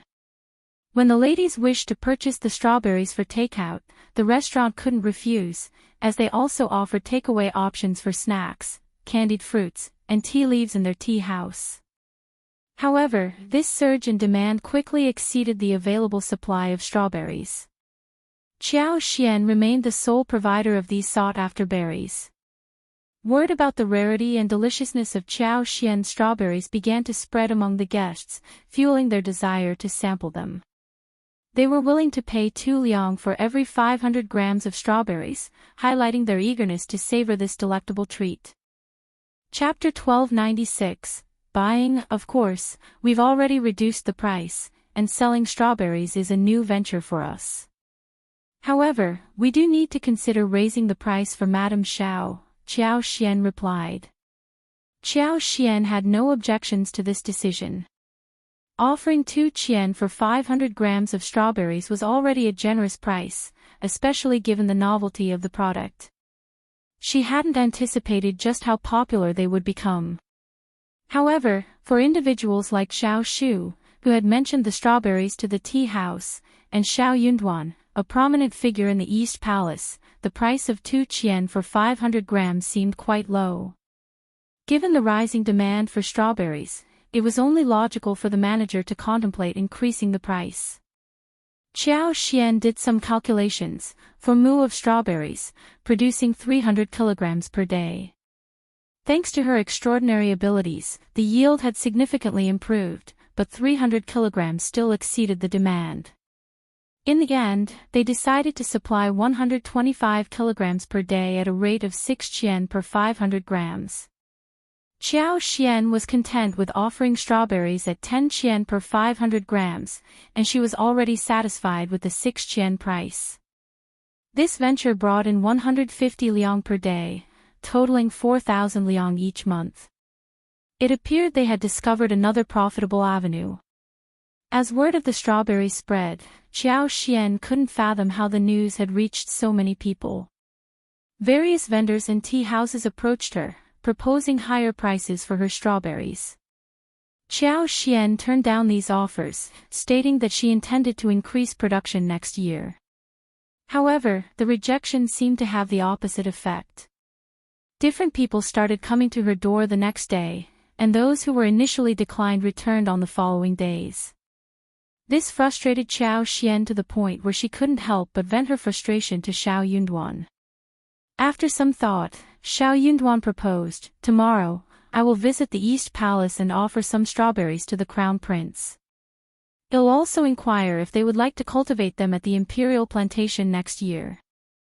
Their intention was to dissuade unscrupulous individuals. The Xiao family had a strong connection with the East Palace, and it was essential to maintain a harmonious relationship without going overboard. And the strawberries should be prepared in case the Crown Prince expressed interest in trying them, so Xiao could present them to him. In reality, Xiao had a position within the East Palace, which deterred anyone from attempting any mischief. Otherwise, the rarity and high value of the strawberries might have tempted some to steal them, and Qiao wouldn't have been able to safeguard them. Qiao looked up at him with a smile. "Is that acceptable? Are you enjoying the food?" Xiao chuckled as he gently ran his fingers through her hair. "No more gifts, just one large and juicy strawberry, weighing between 2.5 to 3 kilograms, would be sufficient. If the Crown Prince likes it, he can reward me with it in the future." However, Xiao understood that the Crown Prince wouldn't allow any more gifts, even if he liked them. Moreover, there was the possibility of censorship intervening, and the Crown Prince wouldn't want any evidence left behind. Qiao hadn't anticipated this turn of events. Since her husband had given his approval, she smiled and agreed. It seemed that she was too accommodating, and it was time to teach those people a lesson. The following day, Qiao carefully selected a small basket of high-quality, large, and plump strawberries. Xiao personally delivered them to the Crown Prince, who had returned to the East Palace early in the morning. The Crown Prince had never tasted strawberries before, but he had heard Xiao describe them as such. He smiled and remarked, "So these are strawberries. They look exquisite. It's no wonder so many people are fond of them. If you find any errors, ads pop up, ads redirect, broken links, non-standard content, etc., please let us know to report so we can fix it as soon as possible." Chapter 1297, East Palace. Xiao bowed gracefully, his smile radiant. "These strawberries, a blend of festivity and exquisite taste, are at their prime season. I thought you might appreciate a sample of their freshness." The Crown Prince chuckled warmly. "Thank you, Officer Xiao." He savored 2 strawberries and nodded in approval. "Absolutely delicious." Xiao offered, "If you enjoy them, I could provide more next time." The Crown Prince waved his hand with a genial smile. "No need for that. I simply wish to relish the flavor." Xiao nodded, and their conversation shifted to court matters before he took his leave. Later, the Crown Prince instructed a eunuch to set aside a plate of strawberries for Princess Consort. However, she found herself in the company of her 3 adoring grandchildren, all equally captivated by the berries. Unable to resist their innocent charm, she took only a small bite and shared the rest with them. The children, mindful not to overindulge, requested the maids to send the remaining strawberries to their home. During dinner at the Crown Prince's residence, Princess Consort mentioned the strawberries, mentioning that Xiao Yunduan had provided them and that her grandchildren had grown fond of them. The Crown Prince, his brow furrowing slightly, offered a gentle reminder. A single bite, my dear. What significance does it hold? The East Palace regularly supplies us with fresh fruits, isn't that sufficient? We must remember that countless individuals in the world struggle to obtain enough food and clothing, some even lacking the means for an extra piece of attire. We are born into the royal family, blessed with abundance in sustenance and attire. Let us not become entangled in the allure of excess. Though Princess Consort felt a pang of irritation, she conceded that the Crown Prince's words carried undeniable truth. Unbeknownst to her, countless watchful eyes observed the exchange. She had only asked for a single bite, with the best intentions, yet she was aware that the East Palace might exploit the situation, portraying them as insatiable and oblivious to the sufferings of their subjects. She couldn't help but think, one bite shouldn't cause such a stir. I stand corrected. Your Highness, please rest assured, I have gained clarity. I will refrain from any ill-considered actions, she assured. The Crown Prince let out a resigned sigh. It's crucial to comprehend that as the heir to the throne, my actions are bound by responsibility. Princess Consort nodded, offering a reassuring smile. Of course, I understand. Inwardly, she consoled herself, considering it a temporary inconvenience she could endure. After all, it had been many years already, hadn't it? She envisioned a brighter future where the Crown Prince ascended to the throne, and she became queen, able to have everything she desired. The thought provided solace, brightening her mood. She always found comfort in these thoughts. Xiao Yunduan's visit to the East Palace proved highly effective. Everyone now remembered he was the Crown Prince's favorite. However, this time, when he brought strawberries to the East Palace for the Crown Prince to sample, it was clear that impatience was building. It wouldn't take a genius to recognize the growing tension. Unbeknownst to Qiao Xian, the merchants visiting her home were not ordinary vendors. Someone was undoubtedly pulling the strings behind them. Otherwise, they wouldn't possess such detailed information and audacity. Fortunately, her husband's presence provided some protection, making their intrusion less straightforward. Even though the East Palace didn't accept strawberry deliveries, Qiao Xian instructed Xiao Yunduan to liaise with the East Palace manager. She proposed that the strawberry seedlings could be transplanted, trimming the leaves in winter while leaving the roots. Additional layers of straw could be added for insulation, ensuring a smooth passage through the winter. If you find any errors, ads pop up, ads redirect, broken links, non-standard content, etc., please let us know to report so we can fix it as soon as possible.